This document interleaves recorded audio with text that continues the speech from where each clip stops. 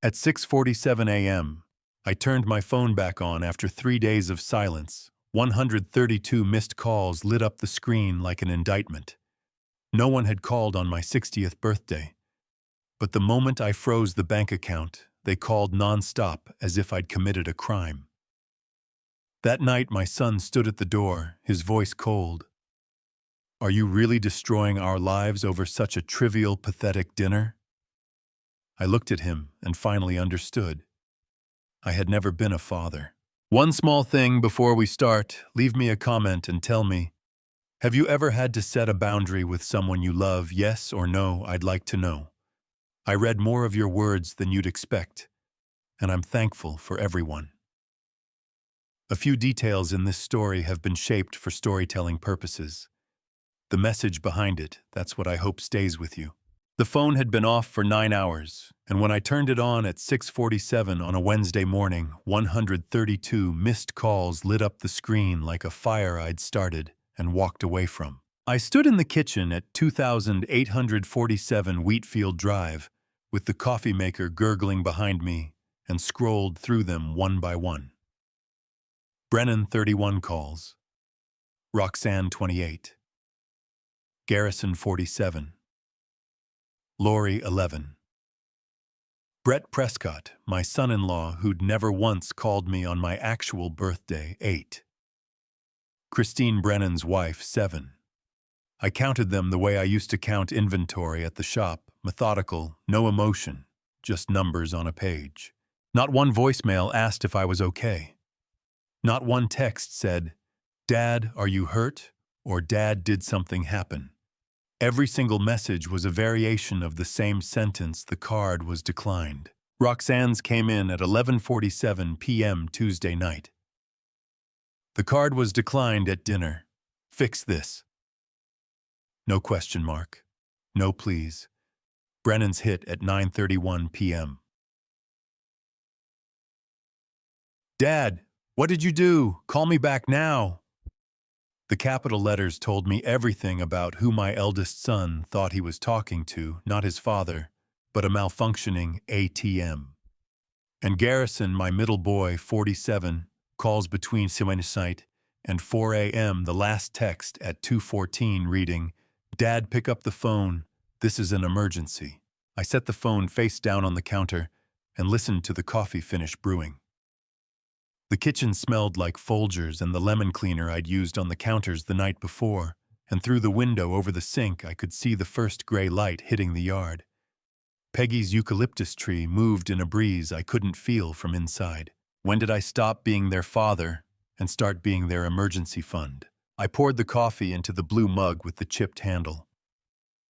Peggy's mug technically, though she'd been gone 4 years and I'd stopped calling things hers. And I sat down at the kitchen table and thought about Saturday. 4 days earlier, September 6th, my 60th birthday. I'd made the reservation at Maggiano's in Oakbrook Terrace 3 weeks in advance. Table for 12. I'd told Brennan, Roxanne, Garrison, and Lori in the group chat. I'd told them twice. Brennan said he'd be there. Roxanne said, probably. Garrison said, wouldn't miss it. Lori didn't respond. But Lori was 29 and lived in DeKalb, and I'd learned not to read silence as refusal with her. I arrived at 5:45 p.m. wearing the gray sport coat I'd bought for Peggy's funeral because I didn't own another one. The hostess walked me to a long table set with 12 places, white napkins folded into little peaks, 2 candles burning in the center. The kitchen had my cake in the fridge. Marcos, the young waiter assigned to our table, couldn't have been older than 22. Dark hair, polite in the way people are when they feel sorry for you, before you've given them a reason. Asked if I wanted to order drinks while I waited. I told him water was fine. At 6 o'clock, the chair across from me was still empty. At 6:30, I ordered bruschetta because Marcos kept coming back, and I could feel him running out of things to say. At 7, I ate the bruschetta alone and watched a family of 5 get seated at the next table. The father looked about 40. His kids fought over the breadbasket. His wife told them to use inside voices. I remember the smell of garlic and butter coming from their table, and thinking it smelled exactly like the food I'd ordered for people who weren't coming. At 8 o'clock, I pulled out my phone and sent a message to the family group chat. Dad's still at Maggiano's. Where is everyone? 11 empty chairs. I counted them twice like counting might make someone appear. At 8:23, Brennan replied. 3 sentences that I can still recite from memory, because I've read them more times than any man should read something that small and that cruel. We're in Scottsdale. The resort has an event. Don't make a big deal out of it, Dad. Scottsdale. The Phoenician resort.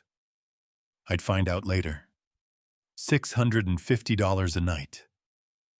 I looked at that message sitting under the warm light of a restaurant where 12 place settings waited for people who had never intended to come, and I felt something shift in my chest like a gear engaging after years of slipping. Marcos came back one more time. He stood at the edge of the table with his hands clasped and said quietly, "Sir, would you like me to box everything up?" I looked at him. This kid who'd been watching me sit alone for 3 hours, who'd refilled my water glass 6 times without being asked, who had more decency at 22 than my own children had managed in a combined 133 years of life. "Box it," I said, "and bring me the check. $340 for food nobody touched." I left Marcos a $60 tip because he'd earned it, and because I wanted at least one person in that restaurant to walk away from my birthday with something worth having. I drove home on I-88 with the boxes stacked on the passenger seat. The car smelling like chicken marsala and rosemary bread, and I didn't turn on the radio. I didn't call anyone. I pulled into the driveway at Wheatfield Drive and sat in the truck with the engine off, reading Brennan's message for the 3rd time. "Don't make a big deal out of it, Dad." The resort room he'd sent it from cost $650 a night, charged to an account ending in 7429. My account. The one I'd opened with Peggy in 2003. The one I'd added Brennan's name to after she died, because he'd said it would make estate planning easier. I turned the phone off, and I didn't turn it back on until Wednesday morning. I didn't go to bed that night. I walked past the bedroom, past the couch, past every soft place in the house that might have let me talk myself out of what I was about to do, and I sat down at Peggy's oak desk in the little office off the hallway. The lamp was the same green-shaded banker's lamp she'd bought at an estate sale in 2011, and when I pulled the chain, it threw a circle of warm light across the desktop, like a spotlight on a stage I'd been avoiding for 18 months. The financial folder was in the 2nd drawer right where Peggy had always kept it. She'd taught me the system before she got sick. Chase statements on the left, business credit on the right, receipts in the middle. I hadn't opened it in 6 months. I opened it now. 18 months of statements. I spread them across the desk, January of last year through August of this one, and I started at the beginning with a pencil and a yellow legal pad. Brennan's name appeared first. March 15th, $4,100 memo line reading, "Transmission repair." I remembered the call, Brennan's voice tight with urgency, Christine in the background saying something about the dealership being closed. I'd transferred the money within the hour. 2 days later, Dorothy Patterson from next door showed me her phone at the mailbox. Brennan had posted a photo from a steakhouse in River North. Dry-aged tomahawk. 2 bottles of wine on the table. The timestamp was March 17th.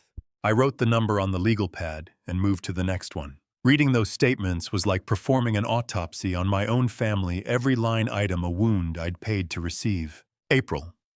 Roxanne needed $2,200 for Kieran's tuition balance. Kieran was at UIUC on a partial scholarship, and I'd already paid the gap in January. I called the bursar's office the next morning, and they confirmed no balance was due. May. Garrison asked for $3,000 to cover a plumbing emergency at his bar. The Iron Rail was a sports pub in Berwyn he'd opened with money I'd co-signed for, and plumbing emergencies had become a monthly event. June 8th, $2,800 to Roxanne for groceries for the kids. June 9th, her Instagram showed an omakase dinner at Nobu, Chicago. The location tagged the champagne visible in the corner of the frame. I kept going. July, August. The numbers stacked like bricks. Brennan's roof emergency of $8,500 in February matched a weekend at the Langham Hotel downtown. I found the confirmation email he'd accidentally forwarded to the family thread before deleting it. Lori's requests were smaller, more careful. 400 here, 600 there. But they added up to 4,400 over the year, and she'd stopped saying thank you around April. At 1 a.m., I put the pencil down and looked at the legal pad. The total across all 4 children, 18 months, was $74,200. I read the number 3 times. Then I said it out loud in the empty room because some numbers don't become real until you hear them in your own voice. On the corner of the desk, in a frame I'd never moved. Peggy looked at me from our 30th anniversary photo. I touched the glass with my thumb. You were right from the start, Peggy. She'd told me the year before the diagnosis that the kids were confusing generosity with obligation. I'd told her she was being dramatic. She'd given me a look I can still feel in my chest, not angry, just tired in the way people get tired when they've said the truth enough times to know it won't be heard. I slept 2 hours on the couch and woke at 7 with the legal pad on my stomach and the lamp still burning in the office. I made coffee. I ate toast, standing at the counter because sitting down felt like it would slow me. At 8:05 a.m. on a Sunday morning, I called Chase Bank. The automated system tried to route me 3 times before I got a human voice. Patricia, the customer service representative who answered, had the careful patience of someone who'd processed 10,000 account changes, but could tell from my tone that this one carried weight. I need to remove all secondary account holders from my joint checking, I said. Account ending 7429. And I need a freeze on the business line of credit. $85,000 limit. Sir, that's a significant change, Patricia said. Are you sure you want to remove all authorized parties? I'm sure, Patricia. Do it today. 25 minutes. That's how long it takes to dismantle a decade of being someone else's safety net. 25 minutes of hold music and verification questions, and Patricia reading back confirmation numbers in her steady professional voice. When she asked if there was anything else she could help with, I almost laughed. No, ma'am, that's everything. I hung up and the house was quiet. Not the lonely quiet that had filled it since Peggy died, a different kind. Cleaner. Like the air after a storm passes through and takes the humidity with it. I walked outside in my slippers. September in Illinois, and the morning was cool enough to see my breath, but warm enough to stand in it. Peggy's tomato plants along the back fence were heavy with the last fruit of the season, and I picked up the garden hose and turned the water on low. The spray hit the soil and darkened it, and I could smell the wet earth mixing with the faint sweetness of overripe tomatoes that had split on the vine. The phone in my pocket was silent. I knew that silence had an expiration date. Somewhere in Scottsdale, in Wicker Park, in a bar in Berwyn, in a studio apartment in DeKalb, cards were about to be declined. Dinners would be interrupted. Transactions would freeze mid-swipe. And 132 calls would come flooding in, every one of them asking the same question nobody had thought to ask at Maggiano's. But that was Wednesday's problem. This was Sunday morning, and the water was cold on my hands, and the garden smelled like Peggy, and I wasn't ready to go back inside yet. The calls came exactly the way I knew they would. By Tuesday night, 132 of them had stacked up on my phone like evidence at a trial nobody had scheduled. Wednesday morning, I sat down at the kitchen table, turned the phone face up, and opened a fresh, ruled notepad. I drew 5 columns and wrote a word at the top of each one: angry, panicked, calculating, tears, silent. Then I started playing the voicemails, 19 in total. I went in order oldest to newest, pressing play and writing the caller's name in whichever column fit. Brennan's first message had restaurant noise behind it, silverware clinking, a woman laughing somewhere to his left. His voice was tight and clipped, the voice of a man more embarrassed than worried. Dad, the card got declined at dinner. Call me back. I wrote his name under angry and moved on. His second message dropped the pretense. I don't know what kind of game you're playing, but Brett had to cover the check. Call me. Roxanne left 4 voicemails. The first 2 were tears, the kind that come too fast and stop too clean, the kind Peggy used to call audition crying. The third was quiet fury. The fourth was a single sentence, "You're going to regret this." Garrison's messages were different. His voice cracked on the first one and didn't recover. 2:47 in the morning, a Wednesday, and my 32-year-old son sounded like a boy who'd lost his dog. Dad, please. The bank payment is due October 15th. $22,000. I'm begging you. I can't lose the bar. Please pick up. I wrote his name under panicked and sat with the pencil still touching the paper for a long time. Lori left 2 messages. Each one was 10 seconds of breathing, followed by a hang-up. I wrote her under silent. Then there was Christine. My eldest son's wife left 1 voicemail, and it was nothing like the others. No tears, no shouting, no begging. Her voice was the temperature of a conference room in January. Vincent. She said she'd always called me by a name that wasn't mine, and I'd never corrected her because Peggy said it wasn't worth the fight. My husband was denied credit in front of the managing partner of Harrington Logistics. A $2.3 million deal. If you have interfered with our finances, I will not forget it. I replayed that one twice. Not because it frightened me, but because it told me something I'd suspected for years. Christine didn't see me as Brennan's father. She saw me as a resource, and resources that malfunction get replaced. Her voicemail wasn't a daughter-in-law defending her husband. It was a boardroom threat dressed in family language. 19 voicemails. Not one of them started with, "Dad, are you okay?" Not one asked if I was sick or in the hospital or lying on the kitchen floor with no one to call. Every single message was about the money. Every single one. I closed the notepad and drove to the shop. Kowalski Auto and Fabrication sits on a half-acre lot off Route 59, and I've owned it for 31 years. By 9 o'clock, I was in the back office with the door half open, the smell of motor oil and brake cleaner drifting in from the bay, and the shop radio playing something by Fleetwood Mac that I wasn't really hearing. The notepad was on the desk in front of me when the shop phone rang. I picked up on the second ring because I knew who it was. "Dad?" Brennan's voice was different now. No restaurant noise, no clinking glasses. Just my eldest son in what sounded like a quiet room, probably his home office on South Wacker Drive, trying to sound reasonable. "We need to talk about what happened." "Okay," I said. "Talk." Brett had to call his father-in-law, the VP at Goldman Sachs, to wire us money. Do you understand what that looks like? Do you know what you just did to us? When did my son start sounding more like a collections agent than a child who missed his father? "Brennan," I said, and I kept my voice level, because the moment I raised it, I'd lose the only advantage I had, which was patience.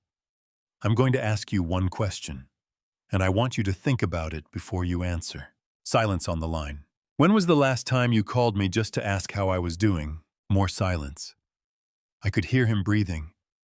I could hear the faint hum of his central air conditioning, the sound of a man living in a climate-controlled world that someone else had paid to cool. "That's not," he started. "Just to ask," I said. "Not about money, not about the shop, not about the line of credit or the checking account or whether I'd signed something for you. Just to say, 'Hey, Dad, how are you?' When was the last time?" The silence lasted longer than any of the voicemails. 7 seconds. 8. I counted because I'd spent the morning counting things, and counting had become the only way I knew how to hold still. "This isn't fair," Brennan said finally. "I know it isn't," I said. "That's why I'm asking." He hung up. No goodbye, no threat, no promise to call back.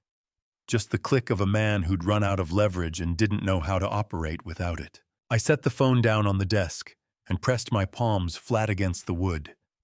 The surface was cold and slightly gritty, with the dust that settles on everything in an auto shop, no matter how often you wipe it. Through the open door, I could hear the pneumatic wrench in Bay 2 and the radio switching to Tom Petty. Then Ray Gutierrez knocked on the doorframe. 45 years old, 18 years turning wrenches beside me, grease still wet on his hands, and a rag tucked into his belt. Ray knew my family's troubles better than any of them knew mine. He stood in the doorway, looking at me the way he looked at an engine that wasn't making the right sound. "Boss, are you all right?" I almost told him everything. Instead, I said, "Bring car 4 up to the lift." But Ray didn't move, and the look on his face told me he already knew more than he was saying. Ray didn't say what he knew that morning. He just stood in the doorway, a beat too long, nodded like a man deciding this wasn't the right moment, and went back to Bay 2. I let him go because I wasn't ready to hear it yet. That afternoon, Dorothy Patterson was waiting at the garden fence when I pulled into the driveway. 67 years old, retired school librarian, widowed 2 years longer than me, and the only neighbor on Wheatfield Drive who'd ever brought me soup without being asked. She was holding her phone the way people hold evidence screen tilted toward her chest thumb, covering the image until she was sure I was close enough to see it. "I don't want to meddle, Vince," she said, using the nickname Peggy had given me that everyone on the block adopted. "But I was at Maggiano's that night, too. I saw you sitting alone, and then I saw this." She turned the phone around. Roxanne's Instagram. A photo posted the night of my birthday, Saturday, September 6th. My daughter stood on a balcony at the Phoenician Resort in Scottsdale, champagne flute, raised Brett beside her in a linen shirt that probably cost more than my sport coat. The sunset behind them was the kind of orange that only exists in Arizona and on postcards. Roxanne was smiling the way she smiled for cameras, which was different from the way she smiled for people. But it wasn't the smile that stopped me. It was the dress.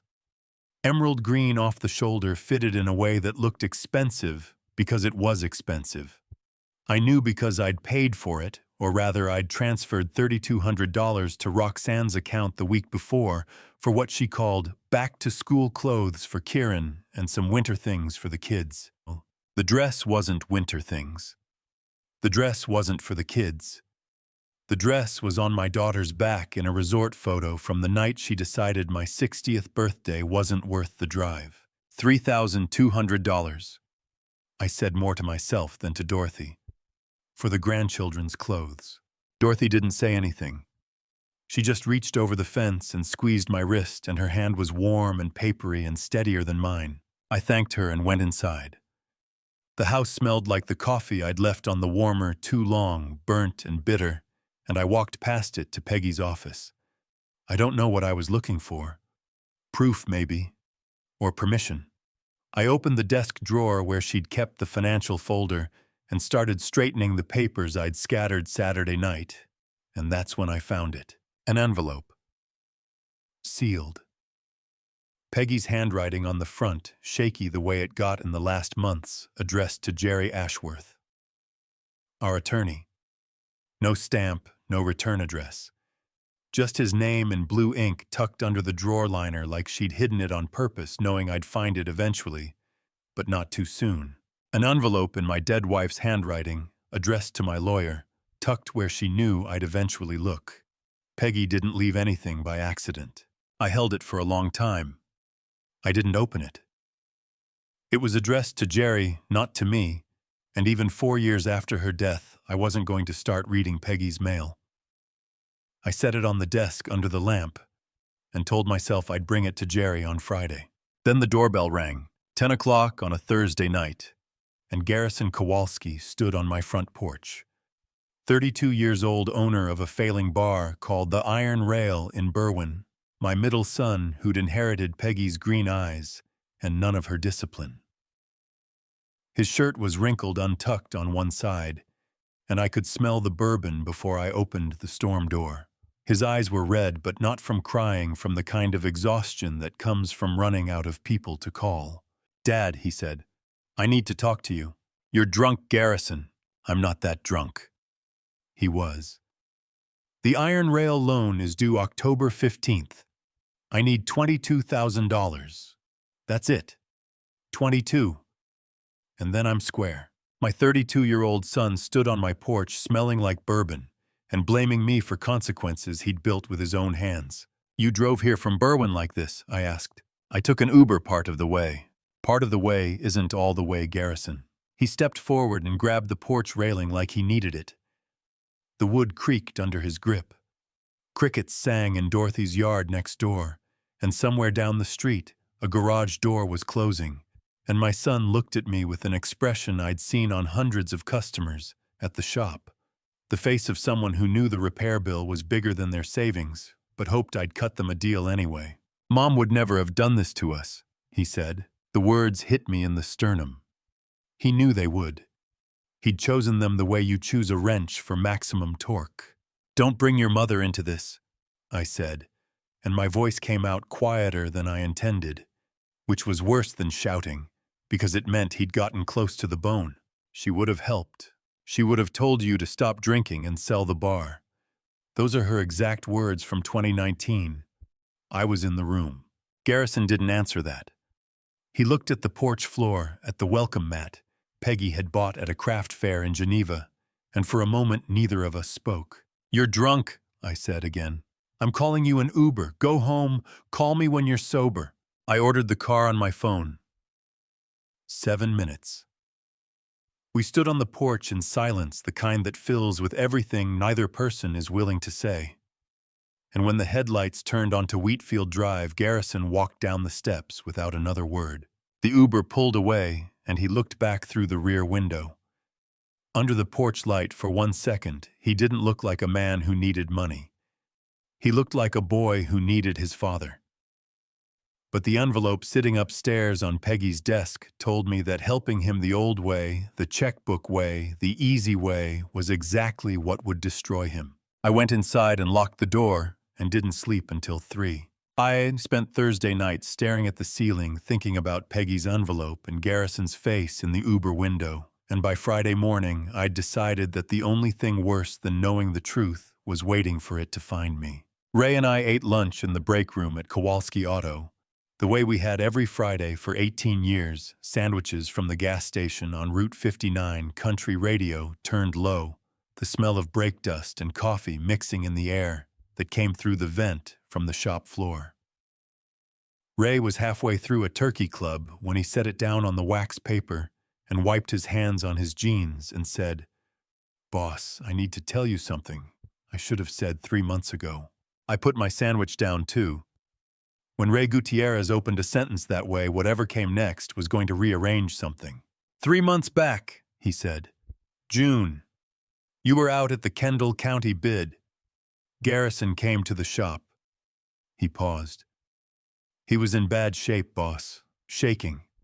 He said his staff at the bar hadn't been paid in 2 weeks, and he needed $3,500 to cover payroll. He asked me to take it from petty cash." "What did you tell him?" "I told him I couldn't touch petty cash without your signature. That's the truth." Ray looked at the table. But then he started begging, saying people were going to quit, saying he'd lose the kitchen crew. So I went to my truck, got my checkbook, and wrote him a check for $3,500 from my own account. The break room was quiet, except for the radio and the hum of the vending machine. I looked at this man, 45 years old, 2 kids in high school, a mortgage in Cicero, who had paid my son's debt out of his own pocket, rather than let me find out how far things had gone. The man who fixed transmissions beside me for 18 years had been quietly fixing my family's damage with his own paycheck, and never said a word. "Ray," I said, "you're the only person I could trust all that time without knowing it." He shook his head. I should have told you the same day. But there's one more thing. He picked at the edge of his sandwich wrapper. While he was here, Garrison asked me a question that didn't make sense at the time. He asked how many shares you own in the shop, whether it was a sole proprietorship or if there were partners. I told him it's your shop 100% always has been. He nodded and left. I didn't think much of it then. But with everything that's happening now, I thought you should know. Shares. My 32-year-old son, standing in my shop with bourbon shakes and unpaid staff, had taken the time to ask about my ownership structure. That wasn't a drowning man grabbing a life ring. That was someone taking measurements of the boat. I thanked Ray. I told him I'd pay back the $3,500, and he told me not to insult him. And we finished lunch without saying much else because some conversations fill a room so completely that anything after them sounds like noise. At 4 o'clock, I closed the office door and called Jerry Ashworth. Jerry was 58, my oldest friend since our Army days at Fort Campbell, now an estate attorney with an office on South Wacker Drive in Chicago. He picked up on the second ring like he'd been expecting my call. "I need to come see you about the will," I said. "Monday if you've got time." "I've got time," Jerry said. Then he paused. The pause lasted 3 seconds, which doesn't sound long until you're on the other end of it, and you know that Jerry Ashworth doesn't pause for anything less than bad news. "Vince, there's something I need to tell you first." "Go ahead." 6 months ago, Brennan came to see me at the office. He didn't make an appointment, just showed up. He asked about voluntary guardianship and power of attorney for an elderly relative living alone. He didn't use your name, but we both know he wasn't asking about a stranger. Peggy's death anniversary. Of all the days to walk into a lawyer's office and ask how to take control of your father, he chose that one. March 2024, 3 years to the week since we buried her, and my eldest son spent that afternoon researching how to have me declared unable to manage my own affairs. "Why didn't you tell me then, I asked, and my voice was steady, which surprised me because my hands were not. "Because he didn't file anything," Jerry said. "No petition, no action. He was fishing. I told him I couldn't represent him in any matter involving you conflict of interest. He left. I've been watching the court docket since and nothing's been filed. But Vince, you need to understand what this means. He wasn't just asking questions. He was building a case. For what? For control. Guardianship gives him authority over your finances, your medical decisions, your property. If he could demonstrate diminished capacity isolation, erratic behavior, financial mismanagement, a judge could grant it. Financial mismanagement, I repeated, like closing a bank account my children were draining. Exactly like that. I sat in the chair behind my desk and pressed my palm flat against the surface. Through the office glass, I could see the shop floor, the lifts, the rolling tool carts, the air compressor I'd bought in 1997, the alignment rack I'd installed myself over a weekend in 2004. 31 years of building something from nothing. Every bolt I'd tightened, every estimate I'd written, every Saturday I'd spent here instead of at home because I thought providing was the same thing as being present. Garrison had asked Ray about my shares. Brennan had asked Jerry about guardianship. It wasn't just the checking account they were circling. They wanted the shop. They wanted the house. They wanted all of it. I hung up and sat in the quiet office listening to the pneumatic wrench cycle in Bay 3. And for the first time since Saturday, I didn't feel angry. I felt something colder than anger. I felt ready. I spent Friday night at the kitchen table with a cup of decaf going cold beside me, thinking about shares and guardianship, and the distance between what my sons asked strangers and what they never bothered to ask me. By Saturday morning, I knew what I was going to do. I just didn't know if it would work. Brennan didn't knock. He never knocked. He pushed through the front door at 10 o'clock on a Saturday morning, like he still owned a room in this house.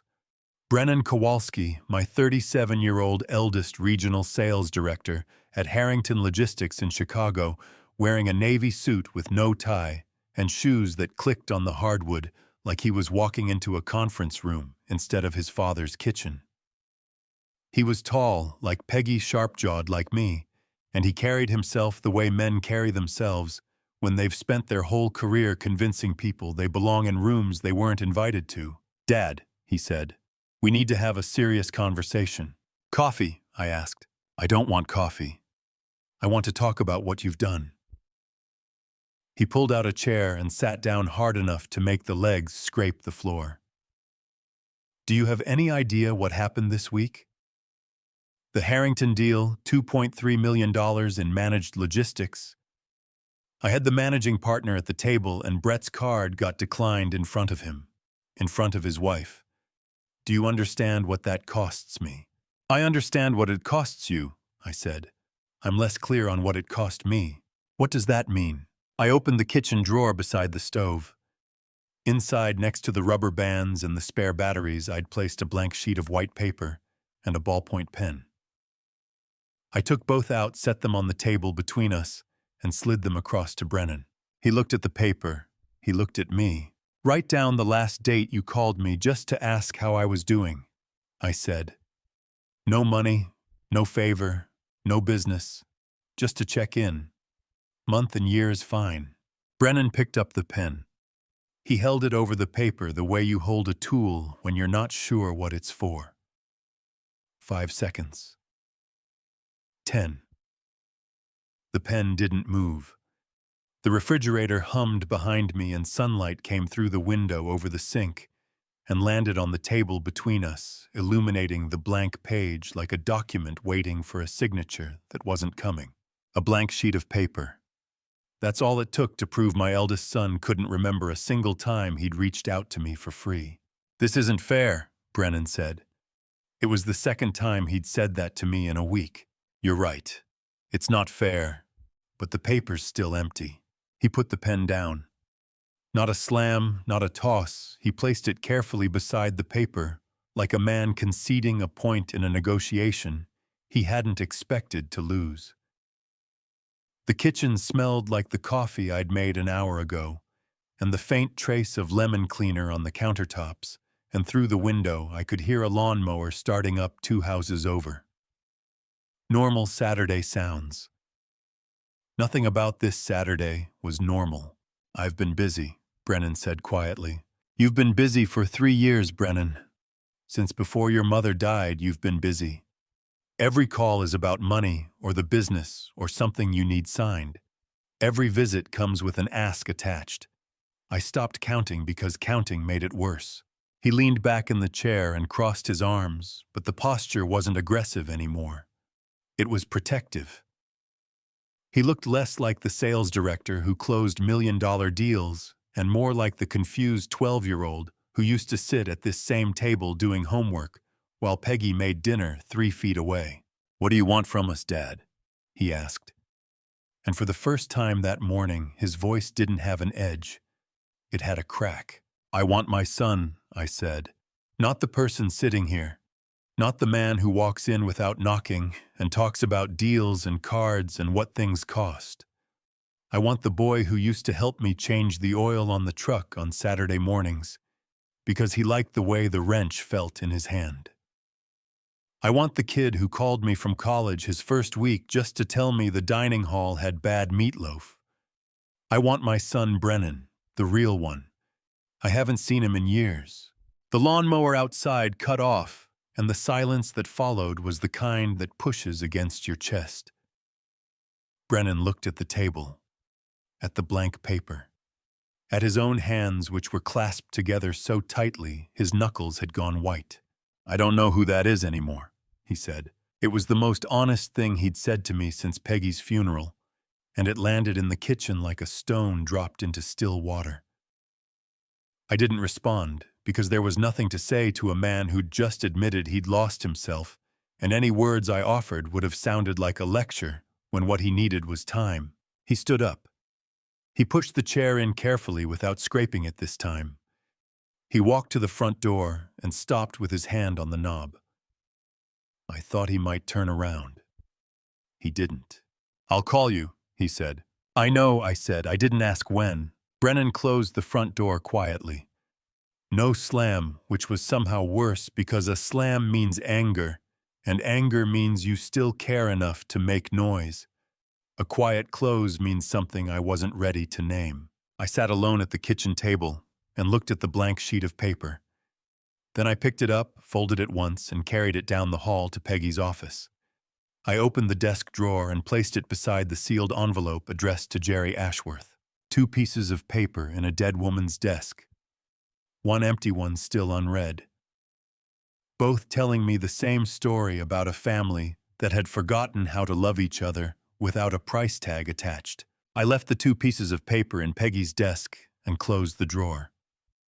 I didn't know what to do with either of them yet, but I knew they'd wait for me the way Peggy always waited patiently, without complaint, until I was ready to listen. Roxanne called 3 hours after Brennan left, and I could tell from her first breath that she'd rehearsed every word. My 35-year-old daughter had built 180,000 Instagram followers on a lifestyle funded largely by my credit line, and she spoke the way people speak when they're performing for an audience, even when the only person listening is their father. "Dad," she said, and her voice carried the precise tremor of someone who'd practiced vulnerability in front of a mirror. "Ilara just asked me why Grandpa's card can't buy toys anymore. Do you understand what you're doing? You're punishing the children." Ilara, my 8-year-old granddaughter who drew pictures of stick figure families and mailed them to me in envelopes she decorated with stickers. Roxanne had put her name in the first sentence like a shield held up in front of a castle. "Roxanne," I said. I was standing in the backyard near Peggy's tomato plants, the late afternoon sun warm on my arms. "Last week you asked me for $2,800 for groceries. That same week you posted a dinner at Nobu in Chicago. I'm looking at the photo right now." Dorothy showed it to me. Silence. 3 seconds. "That was a sponsored dinner, Dad. I do partnerships. You don't understand how my world works. There's no brand tag on the photo," I said. "No discount code, no sponsor mention. Just a $280 omakase and a cocktail with your husband's hand on the table. I may not understand your world, Roxanne, but I can read a dinner check." Talking to Roxanne was like arguing with a billboard. Every response was designed to sell something, and none of it was the truth. "You don't get to audit my life," she said, and the rehearsed tremor was gone now, replaced by something harder and more honest. "I'm your daughter. You're my daughter who asked me for grocery money and spent it on a $200 dinner the next night. Those 2 things can both be true, Roxanne. I just can't pay for them both anymore. You'll regret this, Dad. Maybe, but I'll regret it with a bank account that isn't bleeding." She hung up. No goodbye. The apple didn't fall far. Brennan had done the same thing that morning.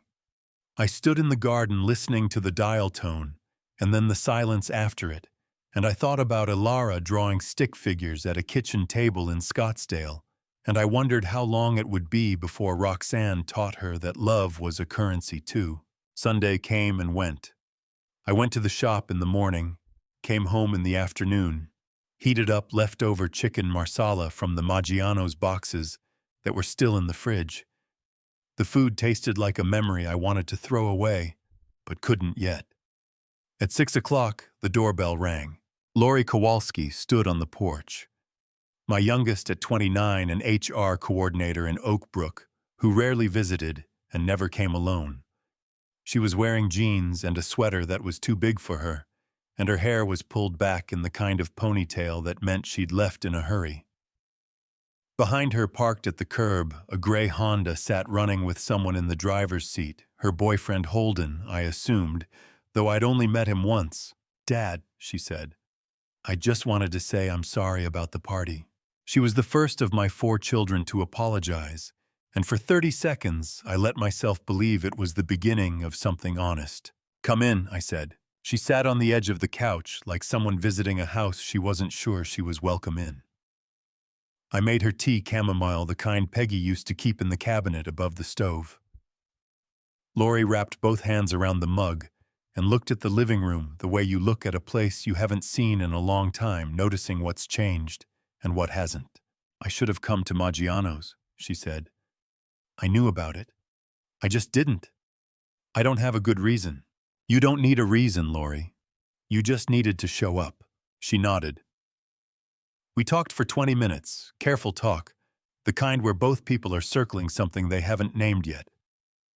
She asked about the shop. She asked about my knee. She said she'd been thinking about Peggy lately, which was the first time any of my children had mentioned their mother's name to me in months. You know why you came alone today, I said. Because you were afraid your siblings would stop you. Lori didn't deny it. She set the mug on the coffee table and looked at her hands. They're not bad people, Dad. I didn't say they were. I said you were afraid of them. She stood up and carried the mug to the kitchen sink, rinsed it the way Peggy had taught all of them to rinse things, and walked toward the front door. She had her hand on the knob when I said it. Lori, do you know about your siblings' group chat? She stopped. Her back was to me and she didn't turn around. Her shoulders pulled in tight, the same way Peggy's used to when she was holding back something she knew would hurt if she let it out. The hallway clock ticked. The Honda's engine hummed faintly through the closed door. She didn't answer. She didn't have to. The silence told me everything that my youngest, my quietest, the one I'd thought might be different, had been reading every message in a conversation I wasn't supposed to know about. Lori opened the door and walked out without looking back. The Honda pulled away from the curb. I stood in the hallway holding a question she couldn't answer, and a silence that answered it for her. Lori's silence followed me through the rest of Sunday like a smell I couldn't wash off. By Monday morning, I'd accepted what it meant all four of them knew things I didn't, and the youngest had chosen the group over the father. Garrison knocked Monday evening. Actually knocked knuckles on wood, 2 measured raps which told me he was sober enough to remember he didn't own this house. I opened the door and found a different version of my middle son than the one who'd stood here 4 days ago. Same wrinkled clothes, but clean this time. Eyes tired instead of glazed. Hands steady at his sides. I'm sorry about Thursday, Dad, he said. I shouldn't have said what I said about Mom. I looked at him standing on the porch in the early evening light, and something in my chest loosened half a turn. Not forgiveness, not yet, but the recognition that this boy had driven here sober to apologize, and that cost him something. Sit down, I said. I'll make coffee. We sat in the living room with mugs on the coffee table and talked about things that didn't hurt. The shop I told him about, the Kendall County Fleet bid I'd won.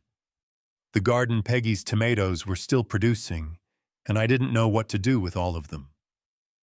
A Cubs game from last week that neither of us had watched, but both of us pretended to remember. Garrison told me the kitchen at the bar was doing better than the bar side, that his head cook had created a smoked brisket sandwich that people were driving from Oak Park to try. The bar's in trouble, Dad, he said, and his voice was quiet in a way that wasn't performing. Real trouble. But I'm not here to ask for money tonight. I just needed to sit somewhere that didn't smell like a kitchen that's failing.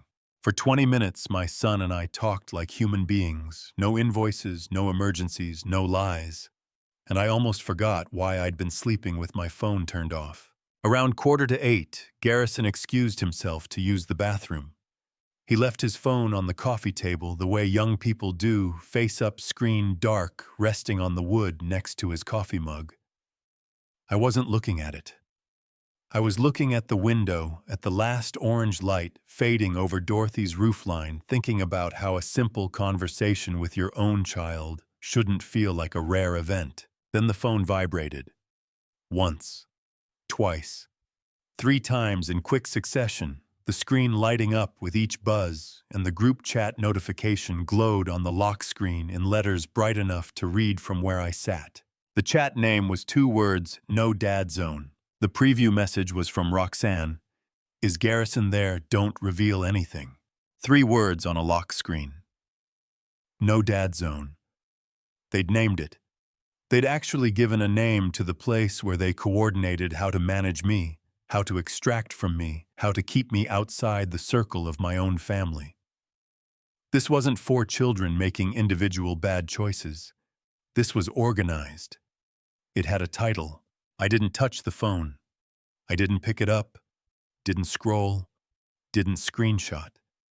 I sat in my chair and looked at those two words until the screen went dark again, and then I listened to the bathroom faucet running down the hall and waited for my son to come back.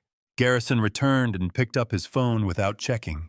It slid it into his back pocket and sat down like nothing had changed. And maybe for him, nothing had.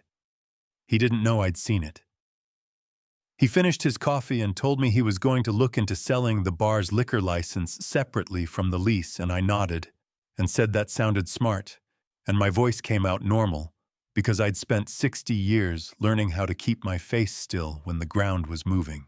He left around 8:15, gave me a handshake at the door that turned into a half-hug, brief, awkward, the kind of contact men offer when they want to do more but don't know how.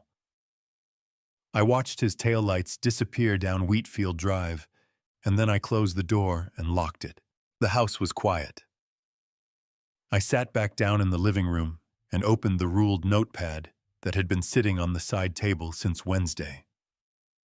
I turned past the voicemail columns, angry, panicked, calculating tears, silent, and on a fresh page I wrote 2 words in block letters: "No Dad Zone." I stared at them.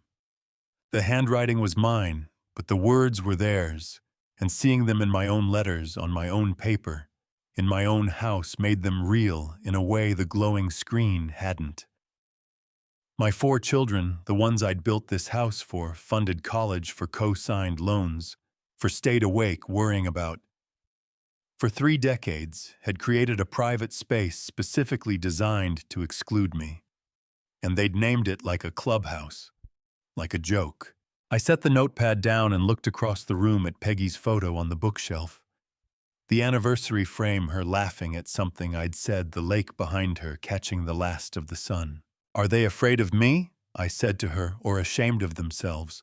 She didn't answer. She never did. But the question hung in the living room like cigarette smoke, thick and hard to breathe through. I picked up my phone and called Jerry Ashworth. He answered on the 3rd ring, and I could hear a baseball game on in the background, the low murmur of a crowd, and an announcer calling a pitch. "Jerry, I need to come see you tomorrow," I said. "Not about the will, about a legal matter. Something my son started 6 months ago that I just found out about." Jerry muted the television. The silence on the line told me he knew exactly which son I meant. "I'll clear my morning," he said. "Be here at 10.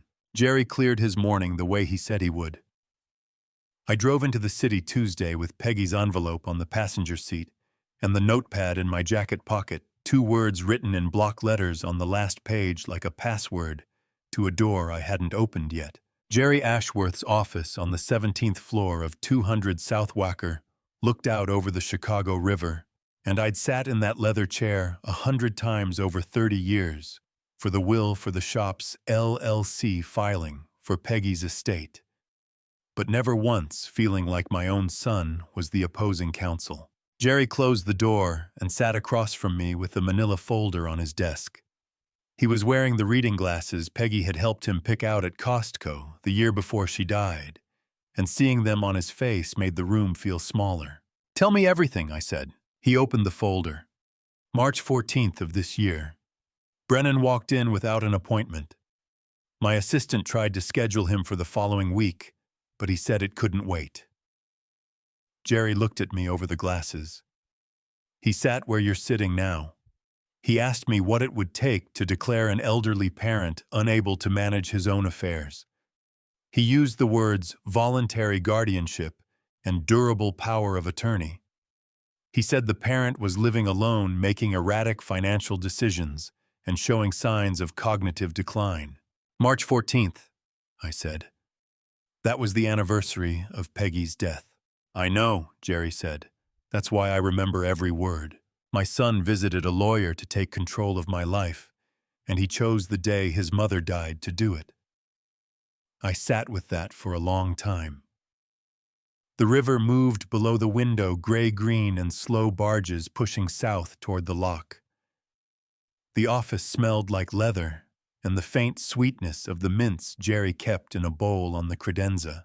"What did you tell him?" I asked. "I told him I couldn't represent him in any matter involving you. Conflict of interest. I've been your attorney for over a decade." He nodded like he expected that answer. Then he asked if I could recommend someone who could. I told him no. Jerry closed the folder. He left. No petition has been filed.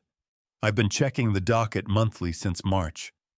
But Vince, what he described, isolation, erratic finances, a parent living alone without oversight.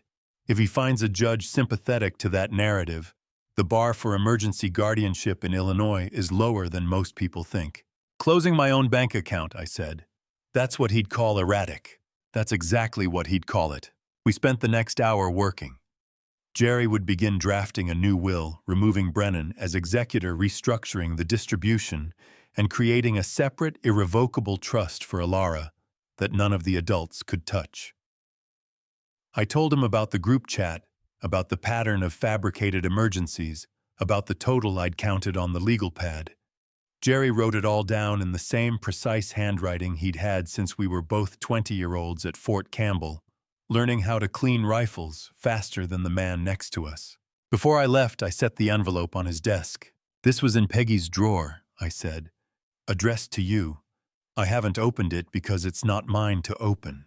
Jerry picked it up and turned it over. He recognized the handwriting immediately. I saw it in the way his jaw tightened. "Did you know about this?" I asked. "No," he said. "But I'm not surprised. Peggy was the most prepared person I ever met. She probably wrote one for me, one for you, and one for God, just to cover all the angles." He opened it carefully, the way you open something from someone who's gone. 3 pages. Lined paper from the spiral notebook she kept on her nightstand in the hospital. The handwriting was shaky. The medication did that to her hands in the last weeks, but the words, even from across the desk, looked deliberate. Jerry read the first page in silence. Then he looked up. "She wants you to read this, Vince." The first line says, "Jerry, if Vince still doesn't change after I'm gone, please let him read this letter. He needs to hear this from me, not from anyone else." He handed me the pages. I held them the way you hold something fragile, not because the paper was thin, but because the woman who wrote it had been dying when she pressed the pen down, and every stroke carried the weight of someone running out of time. Her handwriting shook from the medication that was supposed to buy her more time, but the words were steadier than anything I'd heard from my children in years. I read the first paragraph. She wrote about the money, how she'd watched the pattern forming, years before I noticed how she'd tried to warn me, and I'd called her dramatic. She wrote about each child by name with the precision of a mother who loved them completely and saw them clearly, which is not the same thing. I stopped after the first page. I couldn't do the rest. Not in Jerry's office, not with the river outside and the traffic noise 17 floors below, and the fluorescent lights turning everything the wrong shade of white. This needed to be read at home at her desk under her lamp. "How long did you carry this alone, Peggy?" I said to no one. Jerry didn't answer. He just handed me a tissue from the box on his credenza and looked out the window to give me the room. I drove home with the letter in the envelope and the envelope against my chest. At Peggy's desk that evening, I placed the 3 pages against her photo, the lamp casting her handwriting in warm gold. She'd known. 3 weeks before the cancer took her, she'd sat at this same desk and written to the one man she trusted to protect me from myself. Whatever the rest of those pages held, she'd prepared for this exact moment. I wasn't ready to hear it yet, but I would be. I woke Tuesday morning having dreamed about Peggy's handwriting, the shaky letters floating off the page like birds leaving a wire. The rest of her letter sat on the desk where I'd left it waiting. But before I could decide if today was the day I'd finish reading it, Dorothy was at the fence again. This time she wasn't holding a screenshot. She was holding a video. Vince, I debated whether to show you this, she said, her reading glasses pushed up on her forehead and her cardigan pulled tight across her arms even though the morning was warm. But you need to see what she's doing. She pressed play. Roxanne's face filled the screen, soft lighting, a cream-colored wall behind her, her hair pulled back in the kind of effortless style that takes 30 minutes to achieve. An Instagram reel, 8 minutes long. The title read, "When the person who's supposed to protect you becomes the one you need protection from." She spoke directly to the camera, voice low and controlled with a quiver that surfaced at precise intervals every 90 seconds like a metronome. She never used my name. She said my father. She said a man who chose money over his own grandchildren. She said I spent my whole life trying to earn his approval, and the moment I needed him most, he turned off his phone and locked us out. I watched all 8 minutes standing at the fence with Dorothy's phone in my hand. The comments scrolled underneath in real time. Hearts, crying faces, strangers writing paragraphs about their own fathers. 180,000 followers absorbing a version of my life that had been edited, lit, and scored like a short film. 180,000 strangers were deciding I was a monster, based on an 8-minute performance from a woman who'd charged her wardrobe to my credit line. She's not crying, I said to Dorothy, handing the phone back. She's performing. Dorothy took the phone and held it against her chest, the way she always did when she was carrying something she wished she could put down. What are you going to do? Nothing, I said. You don't win a fight with a billboard by standing in the road. I went inside and sat at the kitchen table and didn't look at my phone for the rest of the morning. I made eggs. I washed the pan. I wiped down the counter. Small tasks that required hands and no thinking because the thinking would have sent me to places I wasn't ready to go. That evening around 7, the phone buzzed with a video call. The screen showed a face I hadn't seen in weeks, Kieran Prescott, 22 years old, Roxanne's son, putting himself through an engineering degree at UIUC on scholarships and weekend shifts at a grocery store in Champaign. He appeared on my screen from a dorm room with cinder block walls and a desk lamp that made his face half bright, half shadow. He looked like his mother around the eyes, but carried himself like someone who'd decided early that looking like a person and being like a person were different things. "Grandpa," he said, "I saw Mom's video. So did everybody else, apparently. It's not true. You know it's not true, and I can prove it." I sat down. The kitchen was quiet except for the refrigerator humming and the faint sound of a neighbor's sprinkler through the open window. Kieran's face on the screen was steady, but his jaw was tight the way young men look when they're holding something heavy and trying not to show the weight. "Grandpa, I need to tell you something. I should have told you a long time ago." He paused. "Last year, summer of 2023, I was staying at Mom's house in Scottsdale for a week. I came downstairs to get water and Mom was on the phone with a friend in the living room. She didn't know I was there." Another pause. She was laughing.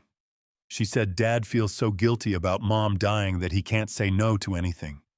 Just mention the grandkids and he transfers whatever you ask. He hasn't figured it out yet. The kitchen went very still. The sprinkler outside kept running. The refrigerator kept humming. The world kept turning at the same speed it always had, but something inside my chest locked into a position it would never leave. My 22-year-old grandson had carried the weight of his mother's cruelty for over a year because he didn't know which adult in this family he could trust. And that might be the saddest thing I'd heard in all of this. "How long have you known?" I asked. "Since that night." "July 2023. I took screenshots of everything after that, texts between Mom and Uncle Brennan, group chat messages, everything. 23 screenshots." His voice cracked on the number. "I'm sorry I didn't tell you sooner, Grandpa. I didn't know how. I kept thinking maybe I misheard her, or maybe she was joking, but she wasn't joking. She does it every time. Mentions Alara, mentions the kids, and the money comes. Kieran, I said, and I kept my voice as level as I could, because this boy needed steadiness more than he needed my anger. You didn't do anything wrong. You were 21 years old, and your mother put you in an impossible position. That's not your fault. He wiped his eyes with the back of his hand. The dorm room behind him was small and bare, a twin bed, a textbook open on the desk, a poster of a bridge I didn't recognize taped to the cinder block. This was a kid who worked weekends to pay for what the scholarship didn't cover, living in a room the size of my bathroom, carrying evidence of his own mother's manipulation like a stone in his pocket. "I'll be back Friday, Grandpa," he said. "I want to help." After the call ended, I sat in the kitchen holding the phone. The screen went dark, and I could see my own reflection in it. An old man in a quiet house who'd just learned that his daughter had weaponized his grief over his dead wife to extract money she spent on dinners and dresses and resort vacations. My daughter had turned 180,000 strangers against me. My grandson had spent a year building the evidence to prove her wrong. I set the phone down and looked at the hallway that led to Peggy's office. The letter was still in there. 3 pages, 2.5 unread. Tonight I decided. Tonight I'd finish it. I didn't finish the letter Tuesday night. I sat with it on the desk until midnight, then put it back against Peggy's photo and went to bed. But sleep didn't come. At 2 in the morning, I gave up pretending, walked to the kitchen, and sat down under the lamp with cold coffee and all 3 pages spread flat on the table. I started from the beginning again. The first page I'd already read at Jerry's office, the overview, the warning about the money, the way she'd laid out the pattern she saw forming. But the second and third pages were new territory, and Peggy had written them the way she did everything with love so clear it cut. She wrote about Brennan first. "He is the most like you, Vince, which is why you can't see what he's becoming. He learned ambition from watching you build the shop, but he never learned the part where you stop and come home. He will try to control what he cannot earn. Don't let him. Let him fail. It's the only teacher he'll respect." She wrote about Roxanne next, and the words were harder. Roxanne performs love the way she performs everything for an audience. She learned early that tears get results, and she never stopped using them. When the audience disappears, she'll have to decide if any of it was real. Don't be her audience anymore, Vince. She needs a mirror, not a stage. About Garrison, she was gentler, but no less precise. Garrison will drown in something unless someone stops rescuing him. I don't know if it will be the bar or the drinking, or both, but he uses your money the way some men use a painkiller to avoid feeling what's actually wrong. You cannot rescue him into health. Let him learn responsibility. It will hurt you more than it hurts him, and that's how you'll know it's working. She wrote this while the medication was eating her from the inside out, and her handwriting still made more sense than anything my 4 living children had said to me in a week. About Lori, she wrote the least, but it stayed with me the longest.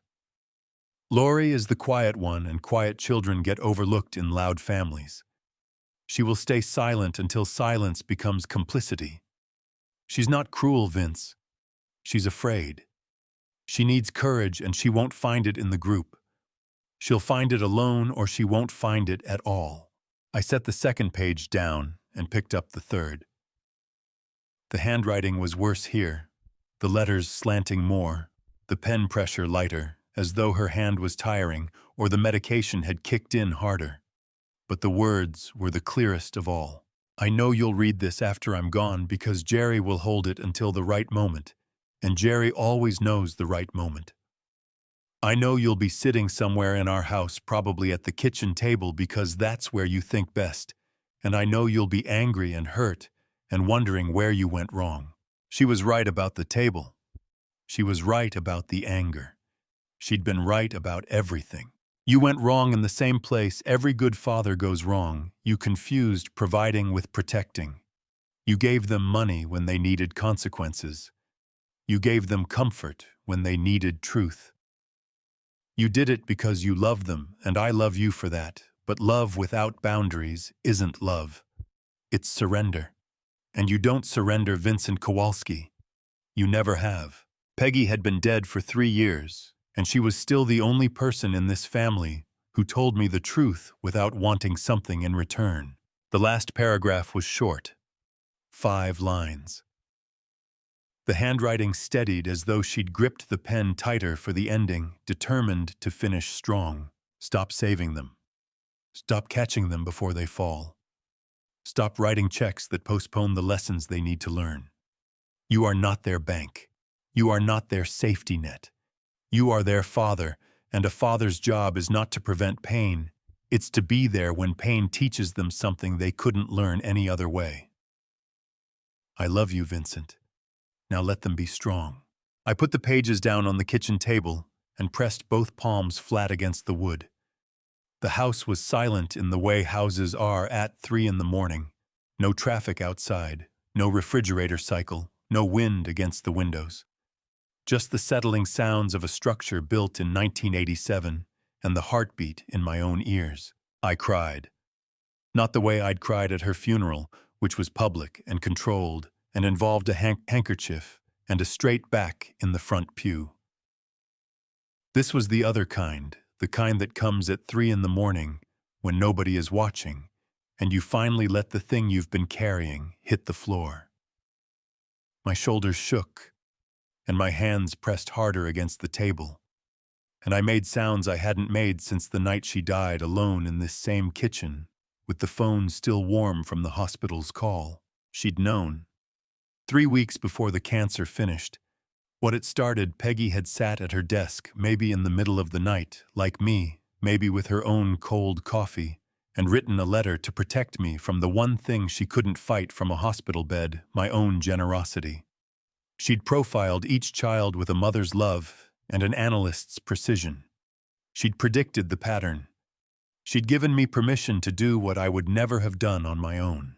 And she'd said, I love you at the end, because Peggy never left a room or a letter or a life without making sure the last thing you heard was the truth. Dawn came slow through the kitchen window, painting the garden in pale September gold. Her tomato plants stood in rows along the back fence, still growing, still producing, still alive because someone tended them every day without expecting anything back. I folded the 3 pages carefully and placed them in my shirt pocket close to my chest. Friday, Kieran was coming with his screenshots, and now I had Peggy's words to guide what I did with them. Peggy's letter stayed in my shirt pocket all week, like a compass I kept touching to make sure it was still there. Wednesday through Thursday, I went to the shop, ate alone, slept in pieces. Friday afternoon, I heard the muffler. Before I saw the car, a rattling exhaust note that told me Kieran's Honda needed work he probably couldn't afford. And by the time I reached the front door, he was already coming up the walk with a backpack over one shoulder and the look of a young man carrying something heavier than textbooks. I didn't take him inside right away. We sat on the back porch instead, the 2 of us in the aluminum chairs Peggy had bought at a Labor Day sale years ago, looking at the garden. The tomatoes were past their peak, now splitting on the vine, and the air smelled like overripe fruit and cut grass from Dorothy's side of the fence. I need to say something before I show you anything, Kieran said. He was sitting forward with his elbows on his knees, turning a water bottle in his hands. Mom wasn't always like this, Grandpa. When I was little, 7, 8, she used to bake with me on Saturdays. Real baking, not for Instagram. She'd let me crack the eggs, and she never got mad when I dropped the shells in. That was before the followers. Before Brett. Before everything became about how things looked. I listened. The porch creaked under my chair when I shifted. She learned that everything is possible if you know how to ask the right person, he continued. And she got good at asking, really good. But somebody taught her that the asking always works. Who taught her that? I said, though something in my stomach already knew. Kieran looked at me. Steady. Not cruel, not angry. just honest in a way that only comes from people who've spent a long time choosing their words. You did, Grandpa. By never saying no, my grandson was right. And it hit me harder than anything Brennan or Roxanne had said all week, because the person who'd created the pattern of dependency wasn't any of my children. It was me. Every check I wrote taught them the check would always come. Every emergency I funded taught them that emergencies were the fastest path to my wallet. I'd spent 30 years being the man who fixes things, and somewhere along the way, my children stopped learning how to fix things for themselves. Peggy told me the same thing, I said, in a letter she wrote before she died. Kieran nodded slowly. Grandma was smart, smarter than all of us. We sat there for another minute without talking. A cardinal landed on the fence post near the tomatoes and stayed for 3 seconds before deciding we weren't interesting enough to watch. Then Kieran stood up and said, "Okay, let me show you." We went inside. He sat at the kitchen table and opened his laptop, and for the next 40 minutes, I watched my family's private machinery laid out in screenshots the way a mechanic lays out parts on a shop rag, each one telling you exactly what's broken and how it broke. 23 screenshots. iMessage conversations spanning late 2023 through August 2024. Kieran had organized them chronologically, and I read them in order one by one while he sat across from me in silence. The first set was Roxanne texting a friend named Jessica. Roxanne explained the technique like a tutorial mention. Alara first, then mention a specific dollar amount, then add a time pressure. He can't say no if the grandkids are involved, she wrote. He literally cannot do it. It's like a button. The second set was Roxanne to Brennan direct messages. One from March read, "Use Alara as an excuse. Ask for 3,000 this time. Don't go higher than that, or he'll start asking questions."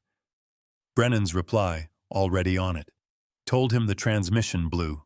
The third set was from the group chat.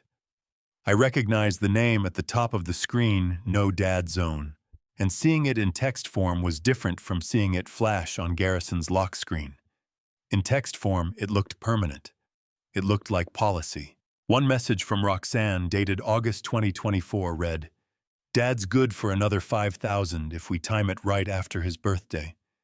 He always gets sentimental around September. Time it right after his birthday." They'd scheduled my exploitation like a quarterly sales target. I read every screenshot. I didn't skip any. Some were worse than others. There was one where Brennan discussed the guardianship idea in the chat, floating it as a backup plan in case I started making trouble. Garrison's replies were shorter, less strategic, mostly asking when the next transfer would come. Lori appeared in only 3 threads, never initiating, but never objecting either. Silent. Complicit. Exactly the way Peggy had predicted. When I finished, I closed the laptop screen gently. The way you close a book you'll need to open again. "Keep these," I said. "Don't delete them. Don't let anyone know you have them." Kieran nodded. "What are you going to do with them, Grandpa?" I thought about Peggy's letter against my chest. About the will on Jerry's desk waiting for my signature. About the reel still circulating with its soft lighting and its practiced tears and its 180,000 hearts from strangers who thought they knew my daughter. I thought about the group chat named after my absence, about messages timed to my grief, about a family that had turned fatherhood into a revenue stream. "I don't know yet," I said, "but I'm glad they exist." Kieran stayed for dinner. I made spaghetti with sauce from a jar, because that's all I had, and we ate at the table where the screenshots had been, and we talked about his engineering classes and a bridge design project he was working on, and whether the Cubs had any chance in October. Normal things. Good things. The kitchen smelled like garlic and boiling water, and for an hour it almost felt like a house where a family lived, instead of a house where a family fell apart. He left around 9. At the door he hugged me, not the half-hug Garrison had offered, but a real one. Both arms, the kind that lasts long enough to mean something. I'll come back whenever you need me, he said. I know you will, I said, and I meant it. I spent Friday night thinking about what to do with 23 screenshots and a dead woman's letter, and by Saturday morning I'd decided the next step wasn't digital, it was physical. I needed to see the iron rail with my own eyes. Ray drove. I sat in the passenger seat of his truck, watching the city change from suburb to expressway to the low brick buildings of Wicker Park. And neither of us said much because Ray had the sense to know when quiet was more useful than conversation. He parked on a side street half a block from the bar, and when I got out, I could already see the sign hand-painted faded the R in rail peeling at the corner. I'd never been to my son's bar. Not once in 3 years. Garrison had invited me early on, but I'd been busy at the shop, and then Peggy got sick, and then Peggy died, and then the invitations stopped coming. Standing on that sidewalk, I understood why he'd stopped asking. The iron rail, at 2 o'clock on a Saturday afternoon, had 3 customers. 2 of them sat at the far end of the bar, watching college football on a television, mounted too high on the wall. The third was eating alone at a table near the window. The jukebox in the corner played country music to a room that wasn't listening. The floors were sticky. The air smelled like spilled beer and fryer grease that had been used too many times. The iron rail smelled like spilled beer and lost ambition, a bar that had stopped trying to attract customers and was just waiting for someone to turn the lights off. Garrison came out of the kitchen wiping his hands on a towel and froze when he saw me. He looked from me to Ray and back to me, and something crossed his face that wasn't anger or shame, it was surprise that I'd come at all. "Dad," he said, "what are you doing here? I wanted to see your place." We sat at the bar. He poured me a ginger ale, without asking whether I wanted anything stronger, which told me he remembered more about me than I gave him credit for. We talked. Not about the loan or the deadline or the money. About when he was 14 and told Peggy he wanted to be a chef. About the summer he worked at a diner in Berwyn and came home smelling like pancake batter every night. About when things started to go sideways, the lease he couldn't afford the liquor license he overpaid for the partners who bailed after 6 months. "I don't know what I'll do if I lose this bar," he said. "Let me ask you something," I said. "Will this restaurant save you or will Dad save you? Is there a difference?" He didn't answer. He wiped the bar with his towel in slow circles and the television played a game neither of us was watching. On the drive back, Ray waited until we were on the expressway before he said it. "Boss, why didn't you give him money?" I watched the skyline shrink in the side mirror. "Because if I save that restaurant, I save the restaurant, not Garrison." Ray nodded and changed lanes, and we didn't speak again until Naperville. Before I tell you what Lori said to me the next morning, the confession that changed how I saw my youngest daughter, I need to ask you something. Do you think Lori was guilty or just afraid? Comment your answer with one reason why. And please note some details going forward are adapted for storytelling. The lesson behind them is what I hope stays with you. Sunday morning I met Lori at a restaurant in Oak Brook. Neutral ground. She'd picked the place a brunch spot with white tablecloths and a noise level that made private conversation possible without whispering. She was already seated when I arrived, both hands wrapped around a coffee mug, the way she'd done at my house 2 weeks earlier. We ordered. She got an omelet she didn't eat. I got toast I didn't taste. The small talk lasted 4 minutes before she set her fork down and looked at me with eyes that had Peggy's color and none of Peggy's steadiness. "I didn't participate in the planning, Dad," she said. "But I didn't stop them either. I read every message, I never said a word." She paused. "And I took money. $12,400. Not because I needed it. Because it was too easy. Because nobody ever said no, so it didn't feel like stealing. $12,400. Not a fortune. But enough to prove that even my quietest child had learned the same lesson as the others, that my wallet had no lock on the door. "Will you forgive me?" she asked. I looked at her across the table. This was the girl who'd left my house 2 weeks ago, unable to answer a question, about the group chat. Now she was sitting across from me, naming dollar amounts and admitting what she'd done without anyone forcing her hand. Peggy's letter echoed in my chest. She needs courage. I don't know, I said. But I respect you because you asked honestly. That's the difference between you and your siblings right now, Lori. You told me yourself. That's more than I deserve, she said quietly. Maybe, but it's what I've got.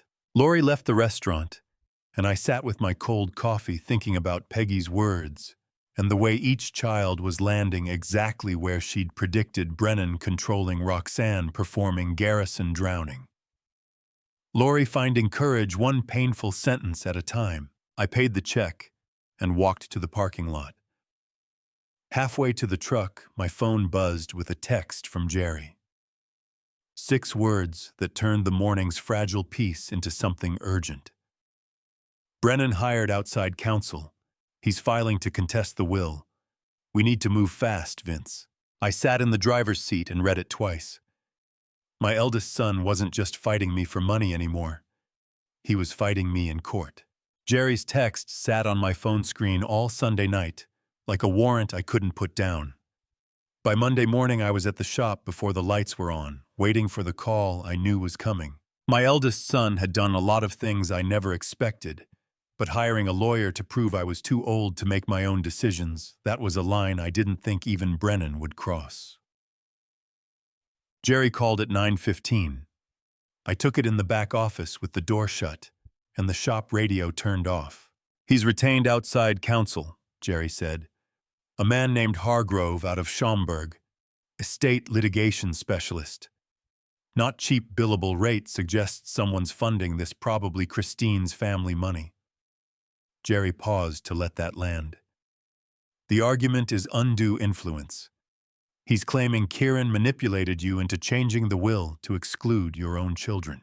Kieran, I said, my 22-year-old grandson who pays his own tuition with a grocery store job.